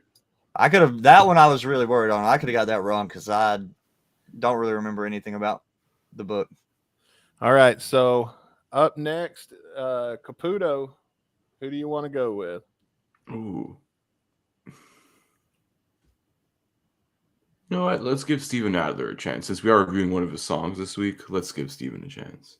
We're going to give Steven a chance. All right. So Steven Adler, it is time for your question. Hopefully your clip fucking plays. Let's see. Where is the Steven Adler question on here? All right. Steven Adler. Which professional wrestler defeated The Rock at WrestleMania 17? Chris Jericho. All right. He says Chris Jericho. Correct, sir. You know your greatest WrestleMania of all time. X7, by the way. It's not 17. Stone Cold shook hands with the devil, Vince McMahon himself, and won the main event against The Rock. So you're saying it's Stone Cold. Well, that is correct. So there you go. There we go. You got it, but sorry, you're O. We'll circle marks the square, sucker. And I just drew a pentagram. Yeah. Oh well. Either way, we'll do it over here. I'm sorry to tell you, Chris, but you kind of fucked yourself because that leaves. I'm confused about that because it's such. I fucking noticed. Fuck. Yeah. So Mason, this is for the win. Because if you get this one, you win. But if you lose, it automatically goes to Chris. So if Mason gets this question wrong, or if Izzy gets this question wrong, and Mason also gets, you know what I mean. Either fucking way, it's a lame game anyway. If this one is incorrect, then this is for the win or the loss. No pressure. No pressure. All right. So Izzy Stradlin, your question is this. Mardi Gras is held every year in what United States city? New Orleans. That's too fucking easy. All right, he says New Orleans. What do you say? Frostbite. I will agree. Yeah, you agree, and I there just you took go. my L, son. There we go. Congratulations, Mason Frost. You're the winner of the first edition of Guns N' Roses Hollywood Squares. That was a fun game. I'd like to thank the Academy and all the fans for putting me here tonight. That's right. Honestly, that went way better than I thought it did. Only the clips fucked up, and just one clip. I know, right? I thought at least a couple of them weren't going to work, and I didn't think we were going to get through all of them. So that was congrats, Frost. So yeah, I mean, listen, you're writing these trivia questions, you kind of got to have the answer. Yeah. You gotta have the answer, and then you have to build the question around the clip that you were able to find. And that was pretty fucking hard. It took me 2 weeks to figure out what I want to do with each of these. So once I finally did, and then to find the interview, and then it being a decent quality and not have a lot of humming and shit like Axel's did. Yeah. Which was the worst. So yeah. Well, what do you say, guys? Should we get into? We've got a lot of things in the chat. Are those? Oh yeah, I've been spinning them out. Some people are trying to give us answers for the Hollywood Squares game there. Oh, Chris can see those. No, they didn't give me answers. Well, a good thing you didn't listen to Mike on this one because he would have cleared you wrong. And but yeah, thanks for playing, and hopefully you guys played along and had fun too. Shall we get into the song? Yeah, let's get into the review, man. Here's some Adler's Appetite, brother. Adler's Appetite. Circa 2005. So this thing's almost 20 years old, this EP. It's older than that because Thin Lizzy, it's a Thin Lizzy song originally. Yes, like the cover of the song. I'm saying the release of the EP as well. Too. Right. So that's, So let's Yeah, we're covering early 80s Thin Lizzy. Sorry, I said Thin Izzy for a second. Thin Izzy? Thin Izzy. No, wait, that's Richard Fortus. Never mind. All right, here we go. Let's hit play. It's so easy. When Yeah, I was like, did Duff do the bass line on this? But I'm like, wait a minute, Yeah, Duff no. was not part of this.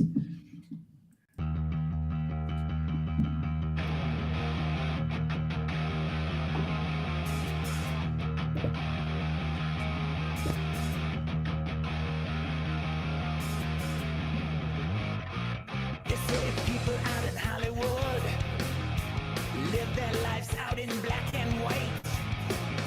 They're living out a technicolor dream. Next thing they're a star overnight. I do miss the old black and white movies. What's your favorite black and white movie? Ooh, I don't know. The only one I could think of is like The Artist, because I won like Best Picture a few years ago. Wasn't that all in black and white? I don't know. The I Artist? don't have a favorite black and white movie. You don't? What about Clerks? Clerks. Oh, that's Clerks. The original Clerks is black and white. I've seen some black and white movies, but I prefer them obviously in color. Yeah, I prefer mine in Technicolor. I mean, yeah, I prefer. There's a few good black and white movies. Oddly, the bass player is using a pick like Duff, and not many do that. I don't understand why. I guess because you get that low register with your fingertips that you kind of sacrifice. Yeah, it's like instead of plucking, like with. Yeah. I get that. Like you like depending on the guitar. Like I know I remember doing a little bit of classical guitar lessons. There's always plucking. You never use the pick for that. So you're always going like this. Yeah. Yeah. So that's a different technique, different style, I guess, depending on the player and whatnot. So. Well, also what you're going for in the song. I feel like a lot of more punk rock kind of inspired songs are played with picks. Like a lot of Misfits is played with a pick. Yeah, because you're not like going up down strumming. You're just going do like all the way fucking down. And yeah, doing like quick, like fast paced stuff. Probably like I imagine like the Ramones are very down picked bass. I would assume. And Duff, when Duff plays bass, he kind of changes back and forth. Mm-hmm. So there's kind of that. Not like in New York, man, it's tougher. Not like in London town. All right, Rabbi says using the fingers lets it fade into the background. With a pick, you get more of a high end, and it cuts through the mix more. Okay, well that makes sense then. While like Jerry Only, for example, because I mean when you think of the Misfits, Jerry Only is pretty much the kind of like how Angus Young is the face of AC/DC, even though he's not the singer. Yeah, Jerry Only was like pretty much like the only like sole original member through so many incarnations, and I mean like the amount of people that came and went through the Misfits would make Axl Rose blush with jealousy.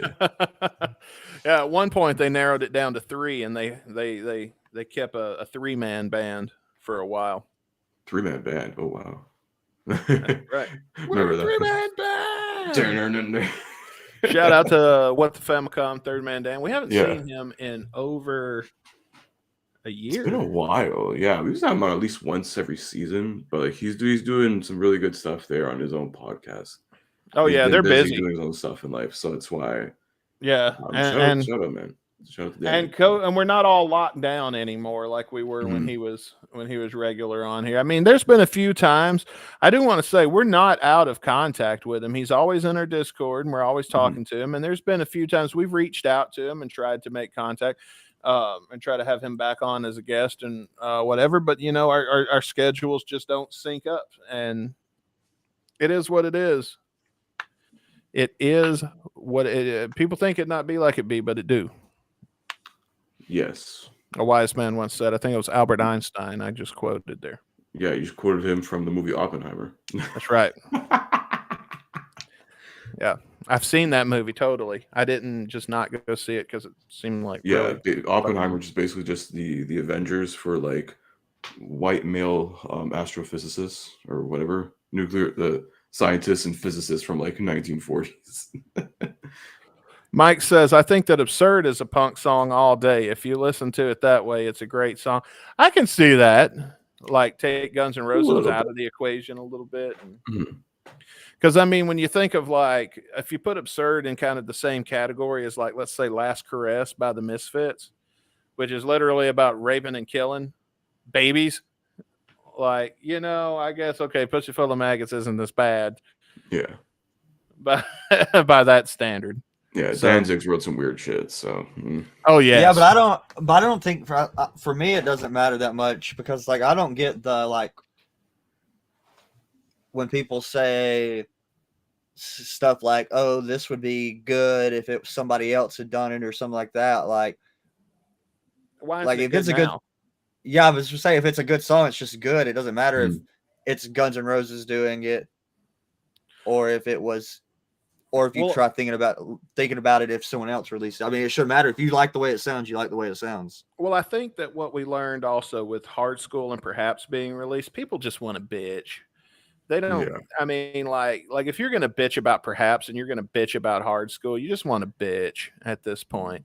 Like Hard School was a great song, regardless of who sang it, and so was Perhaps, regardless of whether or not it was 10 years. It was fucking just breaking out old shit from 10 years. Dude, fuck you.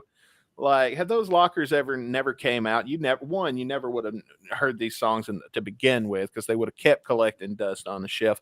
Because I refuse to believe that the fucking dust got knocked off of these songs randomly 20 years later because they just felt like it. No bullshit. They would have kept collecting dust, and we never would have heard of them. And Absurd is the remix version of Silkworms, Yeah, because it was more based on that 2006 demo a little bit. Did none of the I was trying to find one of the versions of Silkworms that had the line that Axl sings of the "What can I do with a bitch like you?" None of the demo versions had that line in it. Is it only the live? No, Axl. The live didn't have it. Axl said it was in the live, but Axl said years ago when somebody asked him in an interview, I don't remember when, but I think it was like 2010 or so, when somebody asked him, maybe before that even, somebody asked him in an interview about Absurd, or not Absurd, but about Silkworms, and he said that the chorus was completely gone. And they were changing up the way that it was ordered. So, I mean, basically, like Axl said it was going to happen is how it happened. So I don't believe that it was an accident that it was left out. I think he likes it better that way. And quite frankly, so do I. So I do like Absurd better this way than with a bitch like you. Because, I mean, it gives the music more time to shine. And it changes kind of the tone of the song a little bit. So I'm not complaining about it. I like Absurd as it is. The official version is my favorite version. And the same with Hard School. And the same with Perhaps. I like all of them. Well, Perhaps is basically the same. Like that one's the one that sounds like they changed the least to me, at least. It's better. They've enhanced what was already there. I don't know what the main thing that I noticed the biggest difference between it is the way they do the vocals on the one that they released is like that deeper growling vocal instead of Axl singing that high pitched when the chorus chants come in. Yeah, which I wish he would. If I had the big difference I've noticed. If I had to change one thing about how they do it live, and I know Axl Rose don't give a fuck what I think, but based on his ability today, which by the way, his performance of Perhaps gets better every time they play it. So there's that. But I would say if it were up to me, I would let Axl do the I would let Melissa and all of them do the "You're All Alone Now" part, and then let Axl do the "Sold Out to the Ones That You Once Ignored." You know what I mean? Let him hit more of the lower register stuff. I think you got to use your keyboards as a better backup vocalist, and the stuff you hear like when she does sing backup, Melissa Reese does a great job. So but I think that would just be a glaring part. Like that would be noticeably a part. Like I get why they don't do it that way.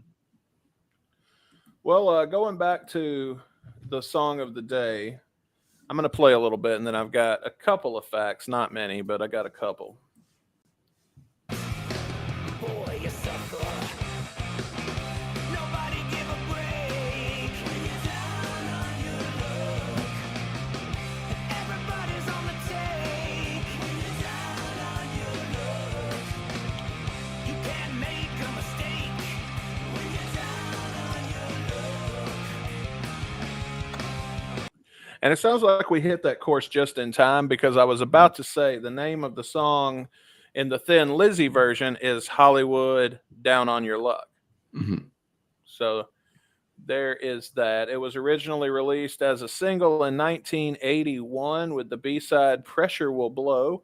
And when Thin Lizzy originally released this song, the first 30,000 copies of the single are picture discs. Sweet. So that's pretty that's pretty neat. And according to songmeanings.com, there's not a lot on here, but one person had a thought about what's this song about. And I'm gonna wait because we've still got a long way to go, and we'll kind of talk about that in a little bit. Well, you know what? It's not worth the build up. It's just a general comment made by Spoke Mage back in 2007. And Spoke Mage says, is the song about how people in Hollywood are rich and don't have to deal with the harsh reality of life? That's all I got. Yeah. So, I mean, hey, at least you tried, right? Yeah. And now here we are reading it almost 20 years later. Mhm. Mike says, agreed 1,000%. I want to hear every song from the Chinese Democracy underrated record. I love it. And I saw Axl in 2002 in New Haven. One of the best shows I went to. I love Chinese Democracy, and he got to see Axl DC. That's pretty great. That's pretty great. I didn't even get to do that.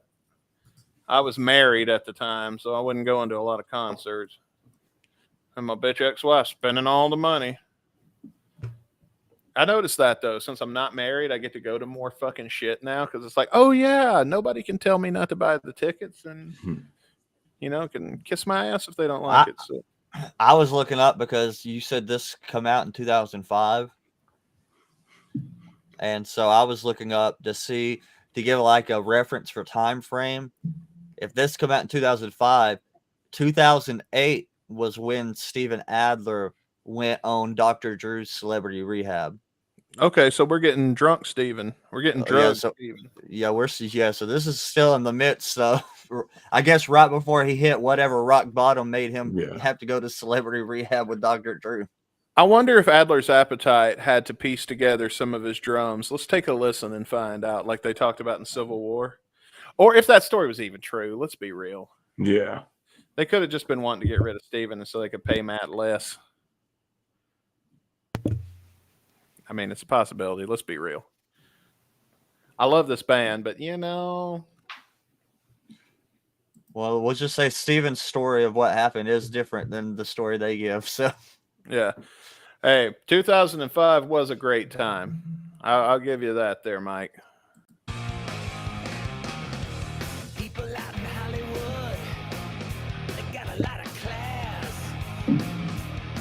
And people in Missouri, they got a lot of ass. Yeah. That's why I stayed after the divorce. Seriously, girls here got beautiful cakes on them. It was y'all saw. I took you guys out in public. I know y'all was looking. We're all at the Ghost concert. Yeah, especially you, Mason. I know you was watching that girl in the G-string that had that little flap behind her. That was all Katana from Mortal Kombat over there. I was trying to be a gentleman and not looking. No, I like that one that was sitting right beside us. She had a little boyfriend, but she had that little boyfriend with her. I like it when the boyfriend looked like I could take him. I know. like I'm on James Bond, this guy. Maybe. No, that girl in front of us. Oh my God! Now that was a beautiful booty. I will say. Yeah, but Missouri can't take credit for all them because we don't know where they traveled to come from for that show. Listen, man, I'm gonna tell you, I know a Midwestern ass when I see a Midwestern ass. Okay. And I know in Alabama, and I'm going to say when I lived in the South, when I was in Mississippi, I used to always say the most beautiful girls in the world come from Alabama. Because up to that point, the most beautiful girls I'd ever seen either came from Alabama or from Texas. And those two were up until the time I discovered Midwestern Girl. Man, there's a reason they got all them country songs about Midwestern girls. I'm going to tell you right now because it's true. Because they roll tide. I like a little bit of cake. I like a little dessert with my dinner, if you know what I'm saying. Yeah, I'm a little something. But no, I was trying to be gentlemanly because I still have that Southern gentleman. Like, I ain't going to look at your cleavage and shit until it's out there for a long time. And then my red blood starts to flow. You know what I'm saying? 'Cause I'm a red-blooded man.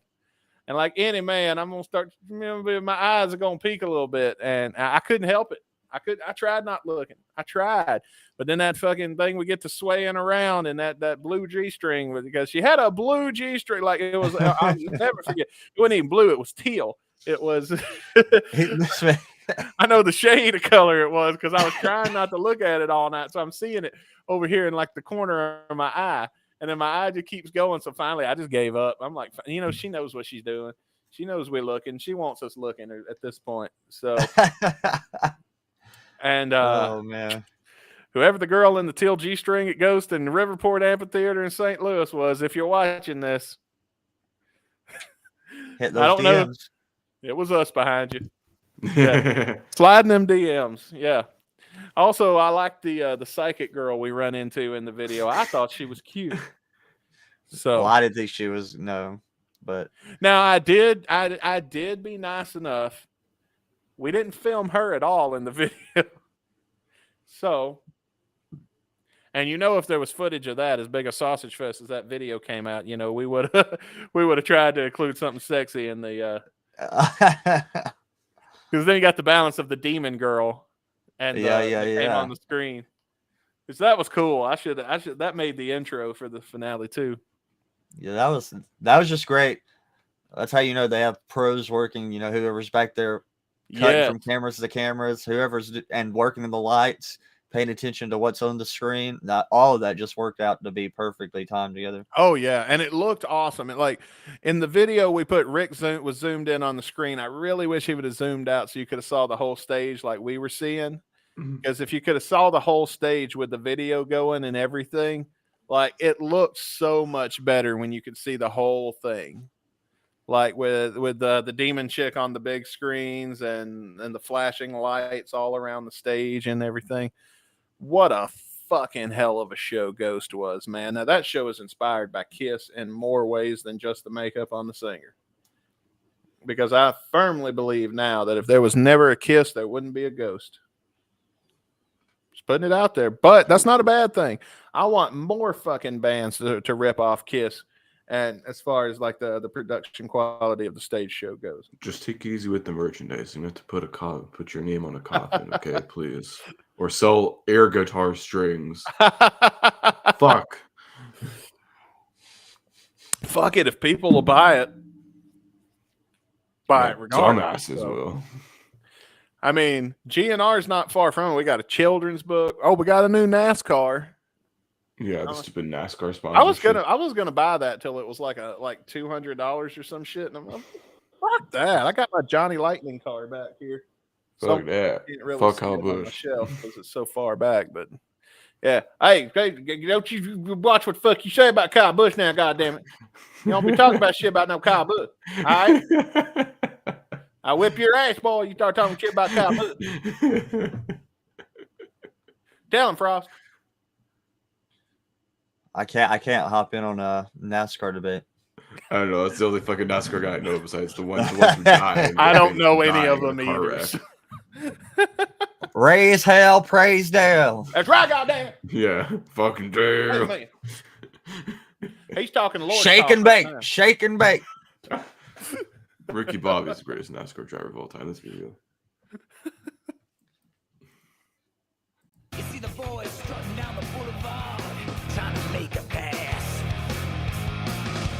Not like in New York. It's high rise, it's concrete and complex.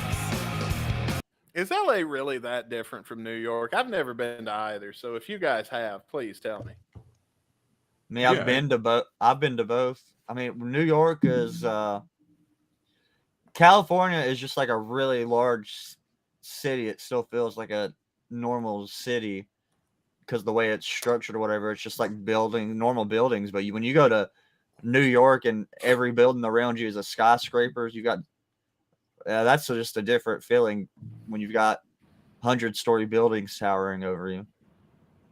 Right. I can see that. I wonder how, like, a lot of people, I'm sure, both ways navigate via helicopter. I wonder what that's like to be in, like, the 75th floor working and, your office windows there, and then a fucking helicopter flies by, like, regularly, and this ain't even a big deal. Probably just get used to it after a while. You're just like, oh, well, there's that fucker going by. That would be annoying, though. Well, I'm sure that they can only be so close. Yeah, that's the thing. They're still going to be loud. Like, I mean, when a helicopter flies overhead here in my house, I'm on the ground and I can hear it perfectly fine. It happened today, actually. A helicopter went over the house, and that sound. So if it's like even 100 feet away at a horizontal, it's going to, I don't know. Rabbi's from close to that area. Maybe he knows if he's still watching. Yeah. I don't know. Not like an old London town, it rains down on the subjects. Nobody give it.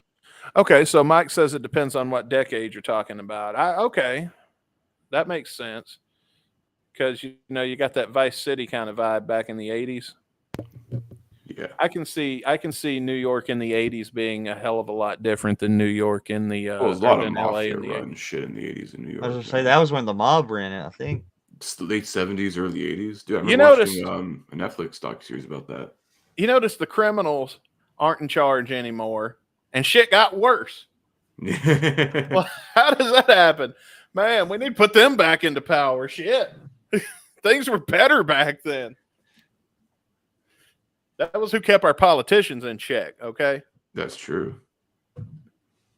That's what I was about to say. I was about to say we do have the criminals running stuff still. It's just a different kinds of criminals. We got the worst criminals. The criminals that don't evolved. look out for us at all. At least the mafia, they had standards. They had fucking ways of doing things. You know what I mean? They had they ran all the unions. That's how they got it. But they also had like morality and shit like that, like honor amongst thieves. No, they'd still whack you for doing anything, man. Those guys had no fucking morals. I feel like if the mob's coming after you for something, that why they're there. You know what I mean? Yeah, I don't know. Like it had to be a good reason. Mobsters look nice. The real ones, not as much. Hey, I don't know. I wasn't alive back then, so what? Neither was I. So. I'm just saying. I did notice, the difference in shit getting better versus worse. Just saying. Hey, and by the way, is this the first time in history that a former president has been actually indicted for something, or was Nixon indicted? No, Nixon was pardoned. But was he indicted before? He had to have been indicted to be pardoned. I don't know. I mean, he could have just pardoned him like preemptively. I don't know though specifically. I don't know. Too bad Rabbi's not here. He could have talked about in the Nixon days. Yeah. Maybe even Jeff. I don't know. How old is Jeff? I think we portray him a lot fucking older than he actually is. I don't know, man. Nixon lived to be pretty old, if I remember correctly. Yeah. And like, regardless of what, I'm not saying anything left or right or anything like politically about Trump going to jail. I'm just saying, has it happened before? Is all I'm trying to ask. Well, let me look. I'm looking up Nixon right now. Nixon died in 94. Okay. So he was 81. 81. Nixon died when he was the age of the people that are still currently leading us. Yeah, that's fucking old Mitch McConnell is probably. Oh my God. We need to get these old fucks out of here, man. They're fucking up my retirement and they should be retired. Yeah. I'm trying to find out and see if this says Nixon was he actually charged with anything or what? I think we should lower the presidency age from 35 to To 25. like 30 at least. Why not 30? And then we should put a max on it of like 65. 65, no more than 70. After 70, Like you might after have 65, we all retire at 65 if Yeah. we can. Mm-hmm. And the only reason we can is because of fuck ups like you in power. Yeah. Not you guys or you watching. I don't know. Maybe a politician is watching. But like after 65, get the fuck out. After 50, get the fuck out. You're rich. Get the fuck out of here. Take advantage of your money. Exactly. You still get benefits from the government, all that shit. As a former politician, you probably still get Homeland Security will come protect you and all that shit. You get everything, man. You get the perks. That's right. Go live on your private island.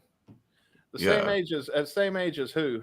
Live on Jeffrey Epstein's private island, you fucking sex pedos. Mike says he's the same. Oh no. We're not endorsing no private fucking island with all that Epstein shit. You know they what? probably are, honestly. That's why they fucking killed the guy, because they're all on his list. You know what? On his Fuck it. Subject list. changer. I'm doing a subject changer.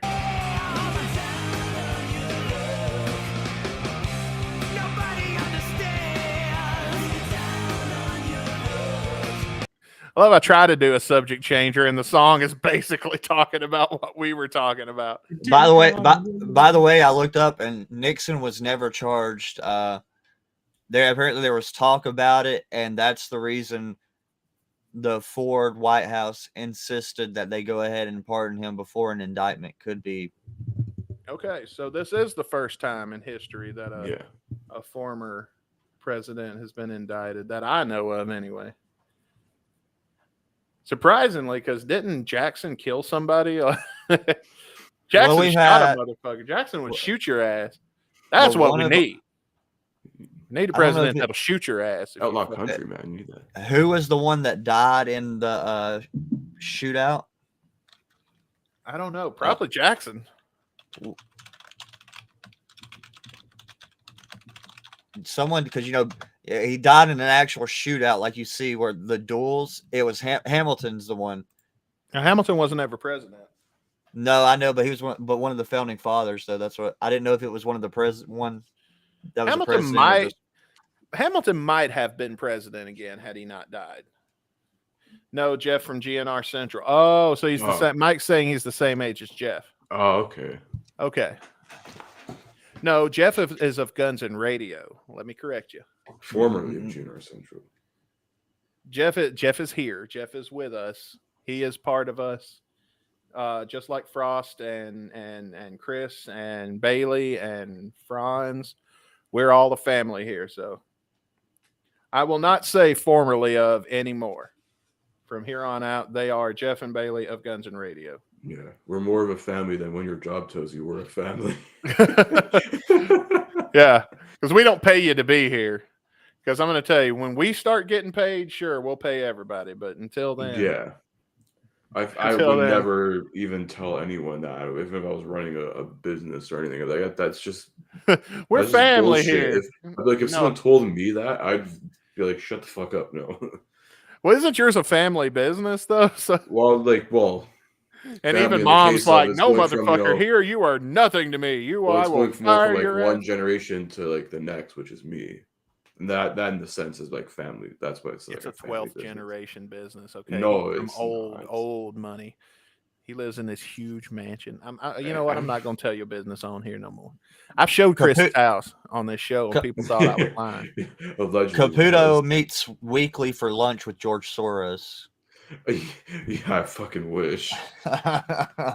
And by the way, none of that shit I said is a slight on GNR. I love GNR. I watched GNR Central today, actually. I watched Rock and Roll True Stories. And I'm glad Sid started appearing in his videos. I was like, now that's refreshing. Because I don't know why he ever wanted to hide. I mean, he's a better looking man than I am. Yeah. I look like a scumbag with my fucking Hawaiian shirt halfway opened and shit showing. I look like a guy that's going to sell you a shitty car in the 70s. Oh, so you look like Tom Zutaut? He looks like he's... Dustin looks like he's going to audition for the remake of Blue Hawaii. No, I did this for Jimmy today. Which I've worn this on the show many times this summer, but yeah, our Sounds of Summer, by the way, in the archives. Oh yeah. Well, I am glad that you're here, Mike. Thank you for coming on board with us, man, and being a part of the family.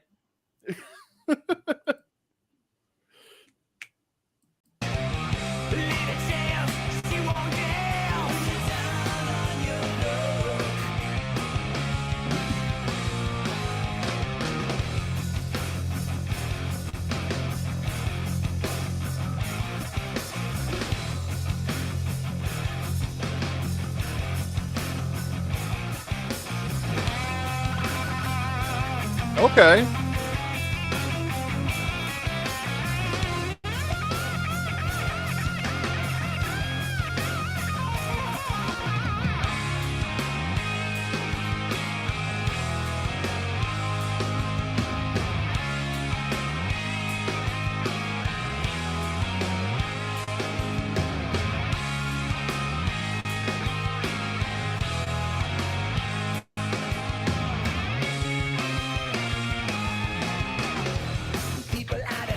That was a hell of a guitar solo. I That don't was know if cool. it's the It exact- kind of went to like sort of like a down tempo sort of bridge thing there, and then it almost like it sounded like there was like dueling guitars. But I think there's only one guitarist at this time in Adler's Appetite. So unless maybe. it was like layered over a couple times to make it give it that sort of dueling guitars feel, it was really cool though. I don't know if it's a carbon copy of the Thin Lizzy version or not, but Yeah, I never Yeah, I heard don't know the version. song. I mean, I try not to hold it being a cover against it anymore. I probably have in the past, Mhm. but I try not to whenever possible. When I But can it get is that out pretty of my head. good, even on its own merit. Like if I were to listen to this not knowing it was a Thin Lizzy cover, I'd be like, oh, this is pretty decent so far. Well, again, that doesn't matter to me either, really. Like if it's a cover or not, as long as it sounds good. So Yeah. Which, by the way, there are 3 new songs in our wheel from this tour alone. And I should probably say what those are. Let me see if I've got them to where I can pull them up quickly enough to just see Yeah. them. I think I it's- know yeah. there's Walk All Over You, Mhm. Back in Black, and TVI. Wait, they covered Back in Black on this tour? Yes. Oh fuck! All right. It's either this What tour or was the the- last one. what was the first song you said? Walk All Over You. What is that? It's AC/DC. AC/DC. That's from Highway to Hell, I believe. Yeah. Yeah. So for everybody keeping up with what's in our wheel, I know we don't really publish it or anything anymore. I mean, we could fucking if you want to ask about something. I mean, or you can look in the archives and Yeah. If figure it there's any out. unreleased shit or whatever, send it to us. We'll add it to the wheel. We'll review it. So. Yeah, if it's not there already. And we have Duff's album coming up, so there's another album's worth to add to My the wheel. phone is at 2% right now, but I can check. I think there's 200, and let's see. I use an app called Random Name Picker. And by the way, when we make the animations, we do like 10 of them at a time, and then we draw randomly again. So 'cause we want it to be a surprise too. There are 244, so there's 254 songs. Still, we ain't going nowhere for a while, folks. So, yeah, well, and that does include those 3. So at some point over the next few years, we're going to review Back in Black, TVI, and Walk All Over You, the Guns N' Roses version. And then a whole other Duff album as well. So. I was just saying there'll be a Duff album.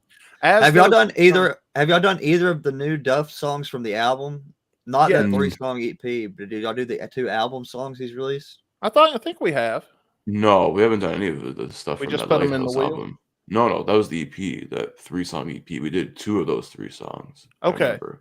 So then if things have come out from Lighthouse now, then they're in the wheel because they only go in Okay. the wheel once they become publicly available via somebody leaking them to us or Yeah, otherwise. if it's, But- officially. No, I mean, he's actually got 2 songs. And I don't even know when the album actually comes out. I need to Sometime check that this out. fall, I believe.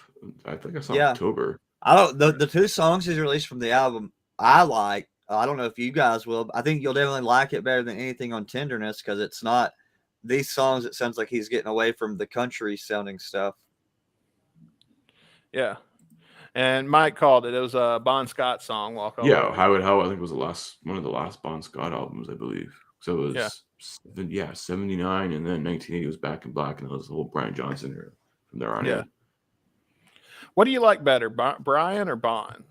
Honestly, I used to be a huge like Brian Johnson guy, but honestly, I'm slowly like as I get older now, I'm leaning more towards Bond because like my favorite AC/DC album of all time is Highway to Hell. I love that album from start to finish. They don't have many start to finish out. I love AC/DC. Like that and like Back in Black, I'd say are definitely two. They're like that. Back in Black is a damn good album from start to finish. Razor's Edge, I say, is close to being like a front to back like unskippable, Yeah. thing. I say that was their best album in the '90s. That's the thing with AC/DC. They just release like shitty albums for like 5 years, and they just need one album to be like relevant for a decade.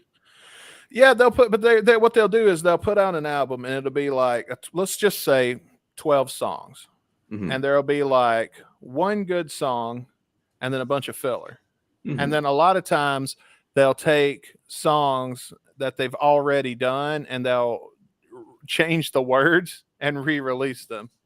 And I know they've done that at least twice, but I couldn't tell you what songs they are. But one of them is A Whole Lot of Roses, which, by the way, is another. Let There Be Rock. That's another great album. AC/DC cover A Whole Lot of Rosie is in our wheel. I think we've already covered Riff Raff, haven't we? Maybe. I don't know. Bond but both is what Mike says. Yeah, I love AC/DC. So, I think we have covered Riff Raff. I'm trying to recall. I'm pretty sure. I think we have. My phone's almost dead, so I'm not going to look it up. Look in the archives, guys. If Riff Raff probably there on the Shotcast, we did it. Oh yeah. By the way, we're bringing Shotcast Saturday to YouTube. New episodes only. I don't want to go through the whole Shotcast archive and move those, or getting dizzy with it and move those. We might in the future. Yeah. If Shotcast Saturday does well in its trial run, but we are starting this Saturday. We're going to start new episodes of Shotcast will be available both on Spotify and YouTube. But if you want to go even further back in our archives and hear even more stuff that isn't available yet on YouTube, check out Getting Dizzy With It, and which is us covering Dizzy Reed solo songs, and Shotcast Saturday. Everything up to now is not available on YouTube. So, and that's just because, we wasn't having a lot of success when we first came here. So we didn't put the effort in it. Now that people are discovering us through YouTube, and, people are finding us and we're having some success, we're seeing the value in it. So we appreciate everybody coming in and giving us yet another platform to host our show on. Hell, it's changed the way we're even doing this, because now we're doing lives a lot more now that YouTube is a thing. More on that later. Yeah. And here we go. Let's polish this song off. Yeah, because we're 2 hours in, so yeah. And I've still got to stay up and get this stuff on Spotify and everything too. So. Hollywood, they can make it to the stars. They can reach the screen, drive around in big expensive convertible cars. Not like in New York, all you got is Broadway. Not like a West End of London. Is that really all you got? I mean, you got Times Square. Is Broadway and Times Square the same? I don't know anything. Well, it's New York. Yeah. New York things. Okay, Gunn saying a whole lot of Rosie, I think he was mentioning there. But yeah, that was during the Chidem days. He would do a whole lot of Rosie. I think Riff Raff a lot too. Yeah.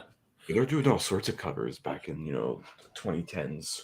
And by the way, when it comes to which one we're choosing, I'm going by whatever the best quality I can find is. Yeah, whether it's an official live release or from. I'm trying to blend it with what I feel like is their best performance and the best release. So if a professional version of either Eye on You, Back in Black, or TVI comes out, then we'll use those. I don't even think they played TV. I don't know. I've got them saved here. Is all I know. TVI only got introduced, I think, this summer. I don't listen to punk rock that much. I'll be honest. I do sometimes, but I'll be honest. I think I'm most more of in it pop sucks. punk right now, anyways. I mean, Yeah. listen, we're getting some Blink-182 new music, so I'm hyped for that. Yeah. Yeah. Dude, I'm going to tell you something that pissed me off the other. Not pissed me off. It just kind of broke my heart. I listen to a lot of classic rock radio.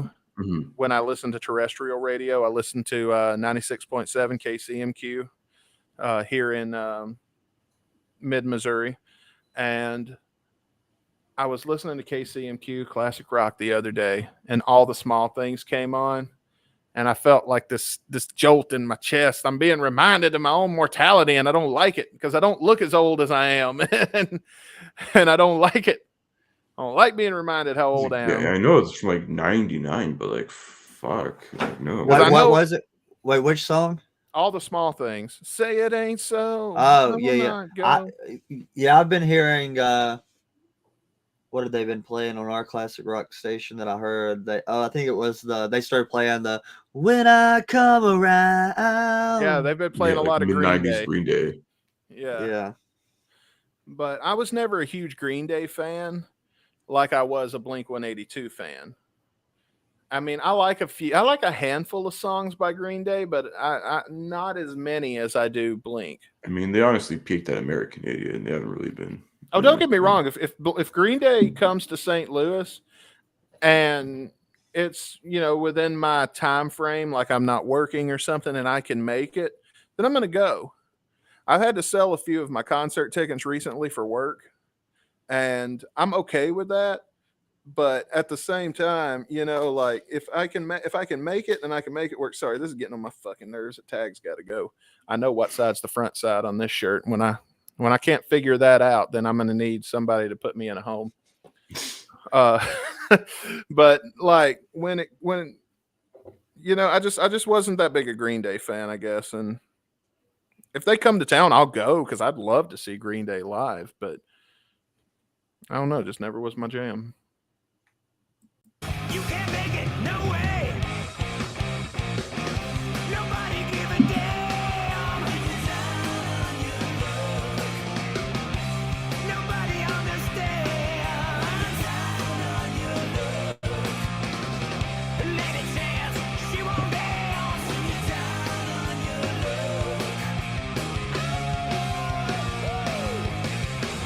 You gotta strut your stuff. Sometimes you have to get on that street corner and strut it, man. We've Strut all that ass. Rent's due. That's right. Rent is due. Yeah. Well, let me put my lipstick on, boy. You need that $1.75 because McDonald's ain't selling anything for $1 anymore. The $20 menu's a is fraud. $20. I know, man. McDonald's forgot their fucking roll. That's the problem. Yeah, the dollar menu, which is now $1.75. No, that's your like roll. I think it's Taco Bell got rid of their version of their dollar menu, and now they change it. They got one. They call it the value menu. You remember when you could take $20 to Taco Bell and get one of everything? That's when fast food knows its role, man. Like, look, I'm a fat fuck. Okay, I eat fast food because it's cheap and it's convenient. All right, it's not even cheap anymore. It's not even fast anymore. It's No, like, well, it's dude, not. fuck this. I mean, if I'm going to have to wait like 30 minutes in the drive-thru anyway, like you're doing the Jeff City fucking Burger King, a little local rage there for you, then fuck it. I can go to the grocery store and make something better than this shit any fucking way. I can always tell you which fast food places are going to be the slow ones around me. Like Whataburgers, the Whataburgers around are always slow. Wendy's is always slow. That's different. Okay. Whataburger gets to be slow because they're Whataburger. Okay. Whataburger is an icon and a staple and a goddamn piece of Americana. I still go there because I love the food, but it does amaze me like how they can be as slow as they are, even when I drive straight up to the menu with no line and I still pull around and have to wait for like what feels like an eternity when there's nobody else ahead of me. Well, the Whataburger in Kansas City is always full, but I'm going to go to it someday anyway because Patrick fucking Mahomes owns it. I want to support my boy. As long as he keeps on winning, motherfucker. You keep doing like you did last week, we're going to have problems, son. You better earn that paycheck. Don't you forget what you came here for. You can't take it easy. It ain't That's right, Patrick, like you did this fucking week. Just because Travis Kelce got the layout don't mean your ass is off duty. No, Patrick played his ass off. Just it wasn't good enough. He was down on his luck. Alas.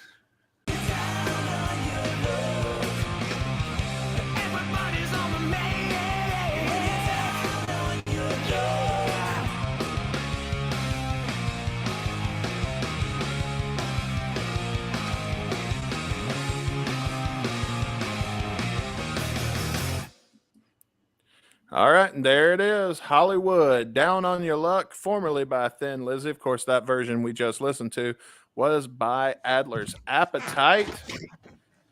And it's in our rearview mirror. So, folks, here we are. We're at the part of the show now where we're going to give our final thoughts on the song and give it a star rating. So, Mason Frost, which, by the way, I called Frost in, and I asked him to do this tonight at the very last minute because Chris from Pot of Thunder was supposed to be our guest. Chris Lathrop from Pot of Thunder was supposed to be our guest tonight, and due to unfortunate circumstances, I don't want to tell his business on here. I'm sure it'll be on Pot of Thunder. If he wants to tell it, he'll tell it on there. We are going to reschedule, and he is going to come up very, very soon. And we want to say that, hey, we understand, man. A similar thing happened to me recently. So if you're listening, brother, I get it, man. No hard feelings at all. But Frost came in to fill in so we could play the game, the Hollywood Squares game that you had there a minute ago. And it was a pleasure having you, man. It's good to see you again after the trip and everything, man. But definitely thank you for coming in and saving our asses here, because I mean, we could have had drunk Jeff play, and we knew that was going to happen too. But it was like, man, he's going to be fucked up. We got a decent performance from them. I know, right, man? They were really good. That's like our drunk fucks there. It's going to be our in-house band. Drunk fucks. Drunk fucks. No, they had a name I was supposed to introduce them as, but I forgot it, and now my phone's dead. Well. Chris, you were in the group chat. It was I don't even fucking remember. I don't know. It was the name of a TV dinner from the 70s. Sizzlers. Oh, Sizzlers is a restaurant. I don't. Oh, Sizzlines. Yes, that's the name of their band. So, but Frost, I'm going to let you go first. What did you think about Hollywood by Adler's Appetite? Yeah, I thought it was okay. I didn't like it really, but I didn't dislike it. It's something I could just put on and listen to, but I would probably never seek it out. So I guess I'll say a 3. I'll put it, I guess 2.5 would be perfectly neutral, but it was okay enough to just, like, if it come on and I just had like background music on, I'd let it play. I wouldn't skip it, I guess, or anything, but it's definitely, I guess there's a reason that I don't remember hearing this before, but I bet I've probably heard it before. All right. So Frost, you're saying 3? Yeah, I'll say 3. All right. Chris, you want to go next, or you want me to go next? I'll take dibs. Yeah, I'm gonna go along the same lines. Like I'm going with us like a solid hard 3 out of 5 here on this one. Like, if you didn't know this was a Thin Lizzy cover and you just heard this like thinking it's an original, you'd still say it's been pretty good shit. Like, I'd have to compare and contrast between the original and this cover as well. But it's still, I think it's a pretty decent song. Like, I think like Adler and his this group, this version of one of 27 different versions of Adler's Appetite, I think put on a decent affair for this one. So also another fun fact about this, I saw that Warrant also did a cover of this song as well. Oh, nice. That would be another thing to check out for you guys listening at home. So I bet it's going to be legendary when I finally do go look up the Thin Lizzy version with so many bands covering it, Yeah, because I saw in Genius, because it'll show you, like, it says it was a Thin Lizzy cover. It says other covers of the song. It says, oh, Hollywood by Warrant. I was like, oh, shit. Unless it was a live cover they did, maybe. Who knows? Oh, that's awesome. Well, I'm gonna disagree with you guys a little bit. I fucking rocked out to this. I thought it was great. I'm gonna give it a 4.5. I'm gonna get not a perfect song. I'm not gonna say it's perfect, like 5-star territory, but I'm gonna give it a 4.5. I really enjoyed it. This was right up my alley. I'll definitely be adding this to the playlist. And if I like the Thin Lizzy version as much as I like this, then I'll add it also. So if nothing else, it introduced me to something I hadn't heard yet. And, that was the point of adding all of these solo acts to our wheel besides just strictly GNR. And that, of course, we would have been done by now. And, you guys never would have heard of us if we would have stuck to the original plan. So, yeah. Oh, actually, the Warren covers from 2001. Oh, so they covered it first. No. Oh, yeah. So Warren covered it first. Because the Adler's Appetite version is from 2005. Yeah. So if you look up Under the Influence, the album by Warren from 2001, it's on there. It's a bunch of other covers too. Oh, they covered Toys in the Attic, Hair of the Dog, Tie Your Mother Down. Wow. Some interesting covers on this one from Warren. So it's a whole covers album, and this is one of the covers they put on there. Okay. Well, there you go. But what did you think? Let us know in the comment section below. Give us your review of the song and let us know your thoughts. And if you're listening on Spotify, also leave that. By the way, we have got some feedback I never did get to read on here that I meant to I took screenshots of it and then never sent it to my computer. So I'm going to get on Spotify for podcasters really quick, because people on Spotify have also been telling us their opinions and things on a few things. So I'm going to go back and read a few of these from the Perhaps video that we reviewed, or when we announced that Perhaps was going to be released originally on August the 11th. We posted a simulcast, kind of tested the waters of some of the mini stuff on the Spotify feed also. And everybody said they loved the song. It was a nice release. Gregory Wilshaw said it was really, really good. So good to see Guns N' Roses do some awesome stuff after all of this time. And they still have a passion and can write something good. Well done, GNR. And I want to say I'm glad somebody's not complaining that it's, oh, this is 20-year-old shit. Get over that fact. So thank you, Gregory, for that. And then Pipo Rylas says, I love you, Slash, and one day I'll play beside you. It's my dream. And you know what? I think you can do it, man. I believe in you, Pipo. So I know you guys do too. So do it, man. We're going to be disappointed if we don't see you play with Slash someday. We're going to be watching for you too. Oh, yeah. And then we're going to say he called it on our show, And one more, let's see, from episode 233, Actions Speak Louder Than Words. Let's see. I don't know how to pronounce HDEBORA, so I'm just going to call you Bora. So Bora says, Axel might like holes in his knees. He already has some holes in his jeans. Okay. It must have been a reference to something we were talking about. At the time. Honestly, I forget about the week after. So. I don't remember either. Until I listen back to the episode, I'm like, oh, I remember that. And it's like, we're in the midst of recording all this shit. It's like, Yeah. We're in the moment, man. Fuck, live it. Yeah.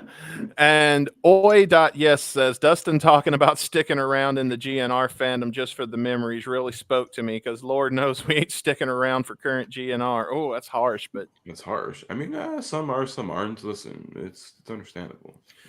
A lot of the problems you have with GNR go away when you're standing there in the crowd and you're listening to them play live. Yeah.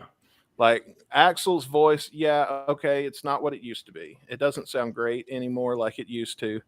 And nobody could do Axel like Axel. And nobody could do that forever. And so, but when you're in the crowd and you're rocking out with the band, you don't hear it.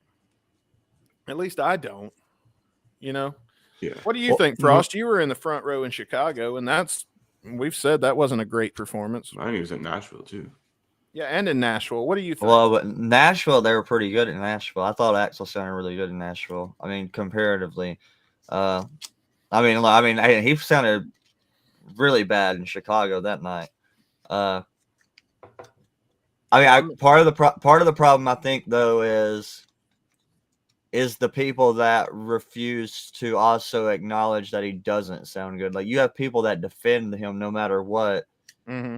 and that's just delusional too, though. Those people, or they think if you say anything about Axel not sounding good, and they're like, oh, well, what do you expect him to sound like? He's 20. No one sounds like they did when they were 20 or 30. Well, that's just not, that's kind of like not even a real argument, because there are plenty of singers who, did preserve their voice, and obviously you don't sound exactly like you sound younger, but that's obviously not the complaint against Axl. It's not just, natural age. I mean, it's just he's probably likely damaged his vocal cords over the years, And everybody ages differently too. Mm-hmm. So, yeah, I mean, so I think that's really part fair. of the yes, but I think that's part of the problem too. Is just I think there's such a push back and forth over it, just because you have one side that just hates on him all the time, but then you have one side that's delusional and still thinks he sounds amazing. And, Yeah. And then you have us who can look at it kind of realistically and it's like, look, he doesn't sound that great, but you can still enjoy it if you just tamper your expectations of what you Right. Be what you reasonable. go in expecting. Yeah. Yeah. And I think we're pretty reasonable people here. I mean, at least we try to be. Yeah. And so Mike says, go see them live or go home. Go home. That's right. it, man. Only one first, and that's Axl. That's right. And I'm gonna show another one of Mike's comments here real quick, because I'm gonna answer this question: when is your next live show going to be, and what time? Now, here's the problem: we can't always answer what time because of our schedule. Sometimes we don't get to do it at all, and we have to put together best ofs and things like that on those weeks. So I will say this season, my personal goal is we're not going to have a best of at all. And instead, we've got a secondary plan in place so that we're always putting out new shit this year. So you guys spoke to us. We heard you when you said you didn't like the best ofs. Okay, we're not going to do best ofs anymore. But there is a second tier plan in place. But for live shows, the next one, Chris, what do you think? I mean, hey man, night thing maybe. I want to go. I'm going to say next week. I'm liking this, Sunday night thing here. So We're announcing it live here tonight. In all fairness, Chris, I'm not putting Chris on the spot. I've been pitching this to him for over a month now. I'm liking the Sunday night thing because I'll have the time to do it. So as far as the time goes, it could be earlier, it could be later. Yeah, we could do early at night or afternoon, something like that. So we'll get to you on time when we're closer to like the date, but I think we're gonna try and stick with Sundays at least for the next few weeks, as much as we can. We're gonna try going live for these and doing these live from now on, just to see how it works out. And if it continues to work out as well as it did tonight, then I'd say live is going to be our way to go from now on. Yeah. When possible. Now, some weeks we might, as much as we possibly can. Yeah, if we have to tape something because we know we can't make it, or if we have to move it to a Saturday or something like that because we can't make it, we've got, moving the date around is one of our secondary plans. But when we absolutely can't do it, I'm gonna have a last minute call to either Jeff Frost or Bailey or one of the guys that does the show with us, and we're gonna do a secondary kind of when Chris and I can't be together on the show in time for it to happen. We're gonna start covering LA Guns. I'll just say it. Yeah. So on weeks instead of best of, we're gonna watch LA Guns music videos. So we're gonna give old Tracy Gunn some love for a change on here, but that might not happen at all. So, I mean, holy shit! Oh, fireworks! My neighbors are still shooting off fireworks from the 4th of July. Damn it. Still, they were doing that when you were in town. How much do these motherfuckers buy? Like, they're still probably shooting the ones from Labor Day last weekend. Apparently, a fucking lot. So, jeez, were they trying to like blow up your city or something with these? I just think they're I would have reported them to the fucking FBI. Oh, it doesn't bother me. I think it's a fun surprise to look out my window and see a firework go off. Yeah. But yeah, right now, next week, same channel, I don't know about the same time, but Similar-ish time, we'll say. If you want to know, we do announce it in our Discord as soon as we find out. So head over to gunsandradio.com and get your free invite to join our Discord. And we tell everybody in Discord what's going on as soon as we know. And we're always in our Discord hanging out, and we interact with everybody as much as we can. Sometimes we got to go to work or take a shit, and things just don't work out for us to be there constantly. Yeah, I was gonna say, like, I can't even get to all the Discord messages because there's like 50 of them. I'm like, oh god, I gotta read through all these. Oh yeah, I couldn't. I get off work. I'm like, oh, there's like 50. So a huge thread just happened. Yeah, when possible. So tune in next week. And by the way, speaking of next week, shall we spin the wheel and find out what song we're going to be reviewing? I was going to ask you the same thing. So why don't we spin that wheel? All right. Hey, Mason, tap the screen.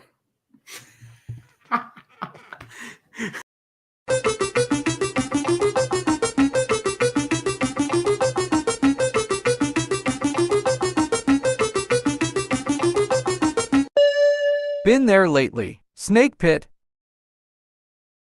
Oh, fucking hell yeah! Hell yeah! Been there lately. Oh, fuck yeah! All right. I've been teasing this on this show for years, since we first brought all this in. I've been saying there's one Snake Pit song that I'm fucking on the edge of my seat waiting to get to listen to, and I'm excited now. This is my favorite Snake Pit song. I'm looking forward to it, man. Is this the first or second album? Second. First. Or the second. Yeah, Ain't Life Grand. Okay, so this Been There Lately is off of Ain't Life Grand. I love Been There Lately. This and is I think so far, like in our reviews, we've preferred the Rod Jackson sort of album over the first one so far. Now, I will say that the first album has grown on me a lot through our reviews. Yeah, I will say that too. But I'm stoked for Been There Lately, man. This is my all-time. This is my number one. When I throw on Slash's Snake Pit and I just want to hear one song, Been There Lately is always it. So you ain't gonna get no unbiased review from me next week. I'm just gonna straight up tell you. So that's what we're gonna relies on you for. So yeah, Mike, see you next week. Take care, and everybody else. Frost, thanks for coming in. Everybody that's watching and listening on Spotify or wherever, if you're listening on Spotify, get it a day early by coming to the live next week on YouTube. So, well, that's it. We're going to wrap up. That's it, man. Hell of a season premiere to say, folks. So, year 5 begins now. Expect some more crazy, zany shit from your boys. And the Spaghetti-O scenario. Hell yeah. That's right. So, thank you, Frost, for coming, and thank you guys for watching. Until next week, I'm done. Well, until Saturday, because we've still got Shotcast coming up. Oh, yes. Until Saturday, we shall see you then. For Dustin Bones, my name is Chris Caputo, and we will see you guys in just a few days' time.